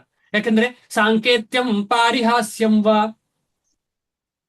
ಸಾಂಕೇತಿಕವಾಗಿ ಯಾರಾದ್ರೂ ಹೇಳ್ತಾರೆ ಹರೇ ಕೃಷ್ಣ ಅಂತ ಹೇಳಿ, ಸುಮ್ಮನೆ ನೋಡಿ ಅವರು ಹರೇ ಕೃಷ್ಣದವರು ಅಂತ ಹೇಳ್ತಾರೆ. ಇಮ್ಯಾಜಿನ್ ಮಾಡಿ, ಹರೇ ಕೃಷ್ಣದವರು ಬರ್ತಿದ್ದಾರೆ, ಅವರಿಗೆ ಬೇರೆ ಕೆಲಸ ಇಲ್ಲ, ಹರೇ ಕೃಷ್ಣದವರು 3 ಸಲ ಹರೇ ಕೃಷ್ಣ ಹೇಳಿ ಆಯ್ತು. 3 ಸಲ ಹರೇ ಕೃಷ್ಣ ಅಂತ ಹೇಳಿ ಆಯ್ತು. ಕೃಷ್ಣನಿಗೆ ಸಂಬಂಧ ಅವರಿಗೆ ಗೊತ್ತಿಲ್ಲದೆ ಬೆಳೀತು. ಆದ ಕಾರಣ ಕೃಷ್ಣ ಪ್ರಜ್ಞೆ ಅಂತ ಹೇಳಿದ್ರೆ ಕೃಷ್ಣ ಪ್ರಜ್ಞೆ ಅಂತ ಹೇಳಿದ್ರೆ ಎಲ್ಲಿಂದ ಕೂಡ ನಾವು ಒಂದು ಸ್ಪಾಟ್, ಈಗ ಬಿಳಿ ಕಾಗದದ ಹಾಲೆಯಲ್ಲಿ ಒಂದು ಕಪ್ಪು ಉಂಟಲ್ಲ, ಆ ಕಪ್ಪು ಕಂಡಿಡಿಲಿಕ್ಕೆ ಸಾಧ್ಯ ಇಲ್ಲ ಭಕ್ತಿಯಲ್ಲಿ. ಭಕ್ತಿಯಲ್ಲಿ ಕಪ್ಪು ಕಂಡಿಡಿಲಿಕ್ಕೆ ಸಾಧ್ಯ ಇಲ್ಲ. ಅಂತ ಶುದ್ಧವಾದ ಪರಿಶುದ್ಧವಾದಂತ, ಅದಕ್ಕೋಸ್ಕರ ಶ್ರೀಮದ್ ಭಾಗವತ ಹೇಳ್ತದೆ, ಏನ್ ಹೇಳ್ತದೆ ಅಂತ ಹೇಳಿದ್ರೆ ಅಮಲ ಪುರಾಣಂ. ಚೈತನ್ಯ ಮಹಾಪ್ರಭುಗಳು ಹೇಳ್ತಾರೆ ಮಲವೇ ಇಲ್ಲ ನಿಮಗೆ. ಮಲ ಅಂತ ಹೇಳಿದ್ರೆ ಒಂದು ಸ್ಪಾಟ್ಲೆಸ್ ಪುರಾಣ ಇದು ಯಾವುದು? ಶ್ರೀಮದ್ ಭಾಗವತ. ಶ್ರೀಮದ್ ಭಾಗವತಂ ಅಮಲಂ ಪುರಾಣಂ ಪ್ರೇಮ ಪುಮಾರ್ಥೋ ಮಹಾನ್. ಹರೇ ಕೃಷ್ಣದವರು. ಎಸ್. ಸಾಂಕೇತ್ಯಂ ಪಾರಿಹಾಸ್ಯಂ, ತಮಾಷೆ ಮಾಡುದು. ಅವನಿಗೇನು ಬೇರೆ ಕೆಲಸ ಇಲ್ಲ, ಹರೇ ಕೃಷ್ಣ ಹೇಳ್ಕೊಂಡು ಇರ್ತಾನೆ. ಏನು ಅಷ್ಟೊಂದು 2 ಗಂಟೆ ಕೆಲಸ ಮಾಡಿದ್ರೆ ದುಡಿಬಹುದಲ್ಲ, ಅವನಿಗೆ ಒಳ್ಳೆ ಹಣ ಮಾಡ್ಬೋದಲ್ಲ, ಅವನು ಎಷ್ಟು ಚಂದ, ಎಷ್ಟು ಖುಷಿಯಲ್ಲಿ ಇರ್ಬೋದು. 2 ಗಂಟೆ ವೇಸ್ಟ್ ಮಾಡ್ತಾನೆ. 2 ಗಂಟೆ, 2 ಗಂಟೆ 16 ರೌಂಡ್ ಅಂತೆ. ಏನ್ 16 ರೌಂಡ್ ಏನ್ ಮಾಡ್ಲಿಕ್ಕೆ? ಈ ರೀತಿಯಲ್ಲಿ ತಮಾಷೆ ಹರೇ ಕೃಷ್ಣ ಅಂತ ಹೇಳ್ತಾ ಇರ್ತಾರೆ ನೋಡಿ. ತಮಾಷೆ ಮಾಡುವಾಗ ಹರೇ ಕೃಷ್ಣ 2-3 ಸಲ ಹೇಳಿದರು. ಈ ರೀತಿಯಲ್ಲಿ ಭಕ್ತರು ಎಲ್ಲಿ ಹೋದ್ರು ಕೂಡ ಭಕ್ತಿಯೇ ಕೊಡುದು. ಅವ್ರು ಹೇಳ್ಬೇಕಾಗಿಲ್ಲ, ಹೋದ್ರೆ ಭಕ್ತಿ. ಅಂತಹ ಅದ್ಭುತವಾದಂತಹ ಭಕ್ತರ ಸಂಘ ನಮಗೆ ಸಿಗ್ತದೆ. ನೀವೆಲ್ಲರೂ ನನಗೆ ಅವಕಾಶ, ನಿಮ್ಮೆಲ್ಲರ ಸಂಘ ಸಿಗುವಂತಹ ಅವಕಾಶ. ಧನ್ಯವಾದ ಮಾತಾಜಿ. ಅಂದ್ರೆ ಯಾಂತ್ರಿಕ ಅಂದ್ರೆ ಮನಸ್ಸಿ ಇಲ್ದಿದ್ರು ಯಾರು ಹೇಳಿದ್ದಾರಂತ ಮಾಡೋದು ಅಷ್ಟೇ. ಹಾಗೆ ಮಾಡ್ತಾ ನಮ್ಗೆ ಅಭ್ಯಾಸ ಆಗ್ತದೆ. ಅದ್ಯಾವುದು? ಯಾಂತ್ರಿಕ ಅಂದ್ರೆ ತುಂಬಾ ಜನ ಮಾತಾಡ್ತಿದ್ದಾರೆ. ಏಕ ನಿಮಿಷ. S, hero Mataji ಮಾತಾಡ್ತಿದಾರ. 1 ನಿಮಿಷ. ಮಾತ್ರ ಮಾತಾಜಿ ಹೇಳಿ. ಯಾಂತ್ರಿಕ ಅಂದ್ರೆ ಈಗ ನಮ್ಗೆ ಮನಸ್ಸಿಲ್ದಿದ್ರು ಯಾರು ಹೇಳಿದ್ದಾರೆ, ಅಯ್ಯೋ 16 ರೌಂಡ್ ಜಪ ಮಾಡ್ಬೇಕು, ಮಾಡೋದು, ಭೋಗ ಮಾಡ್ಬೇಕು ಈ ತರ. ಯಾಂತ್ರಿಕ ಅಂದ್ರೆ ನಮ್ಗೆ ಅದರಲ್ಲಿ ಸರಿಯಾಗಿ 100% ಇಂಟ್ರೆಸ್ಟ್ ಇಲ್ಲ. ಮಾತ್ರ ಹಾಗೆ ತಗೊಳ್ಬಹುದು ಮಾತಾಜಿ. ಯಾಂತ್ರಿಕ ಅಂದ್ರೆ ಯಾಂತ್ರಿಕವಾಗಿ ಹಾಗೆ ಅಂತ ಹೇಳಿ ಭಕ್ತಿಯಲ್ಲಿ ತಗೊಳ್ಬಹುದು ಮಾತಾಜಿ. ಇಲ್ಲಿ ಯಾಂತ್ರಿಕವಾಗಿ ಅಂತ ಹೇಳುವಂತದ್ದು ಯೋಗಾಸನಾದಿಗಳು, ಅಷ್ಟಾಂಗ ಯೋಗ ವಿಚಾರಗಳ ಬಗ್ಗೆ ಮಾತಾಡ್ತಿರುವಂತದ್ದು. ಇಲ್ಲಿ ಯಾಂತ್ರಿಕವಾಗಿ ಮಾಡ್ತಾ ಇರೋದು ಯಾವುದು? ಆ ತರ. ಆದ್ರೆ ಭಕ್ತಿಯಲ್ಲಿ ಯಾಂತ್ರಿಕ ಅಂತ ಅಲ್ಲ. ಅದು ಯಾಂತ್ರಿಕ ಅಂತ ಅನ್ನಿಸ್ಬೋದು, ಯಾಂತ್ರಿಕ ಅಲ್ಲ. ಈಗ 16 ರೌಂಡ್ ಜಪ ಯಾಂತ್ರಿಕವಾಗಿ ಮಾಡ್ಲಿಕ್ಕೆ ಸಾಧ್ಯ ಇಲ್ಲ ಮಾತಾಜಿ. 1 ರೌಂಡ್ ಅಲ್ಲಿ 1 ಶ್ಲೋಕ ಆದ್ರೂ ನಮಗೆ ಮನಸ್ಸಿಗೆ ಆಗಿರ್ತದೆ, ಹೃದಯಕ್ಕೆ ಹೋಗಿರ್ತದೆ. ಇಲ್ಲಾಂದ್ರೆ ಸಾಧ್ಯ ಇಲ್ಲ. 16 ರೌಂಡ್ ಕೂತು ಮಾಡ್ಲಿಕ್ಕೆ ಸಾಧ್ಯವಾ? ನಿಂತು ಮಾಡ್ಲಿಕ್ಕೆ ಸಾಧ್ಯ ಇಲ್ಲ. 2 ದಿವಸ 3 ದಿವಸ 4 ದಿವಸ ಬಿಡ್ತಾನೆ ನಾವು. ಸೇವೆಯೂ ಅಷ್ಟೇ, ಯಾಂತ್ರಿಕವಾಗಿ ಮಾಡ್ಲಿಕ್ಕೆ ಸಾಧ್ಯ ಇಲ್ಲ. 4 ದಿವಸ ಮಾಡ್ಬೋದು ಅಷ್ಟೇ. ಇಲ್ಲ ಸ್ಟ್ರೆಸ್ ಆಗಿ ಹಾರ್ಟ್ ಅಟ್ಯಾಕ್ ಆಗ್ತದೆ ಅಷ್ಟೇ.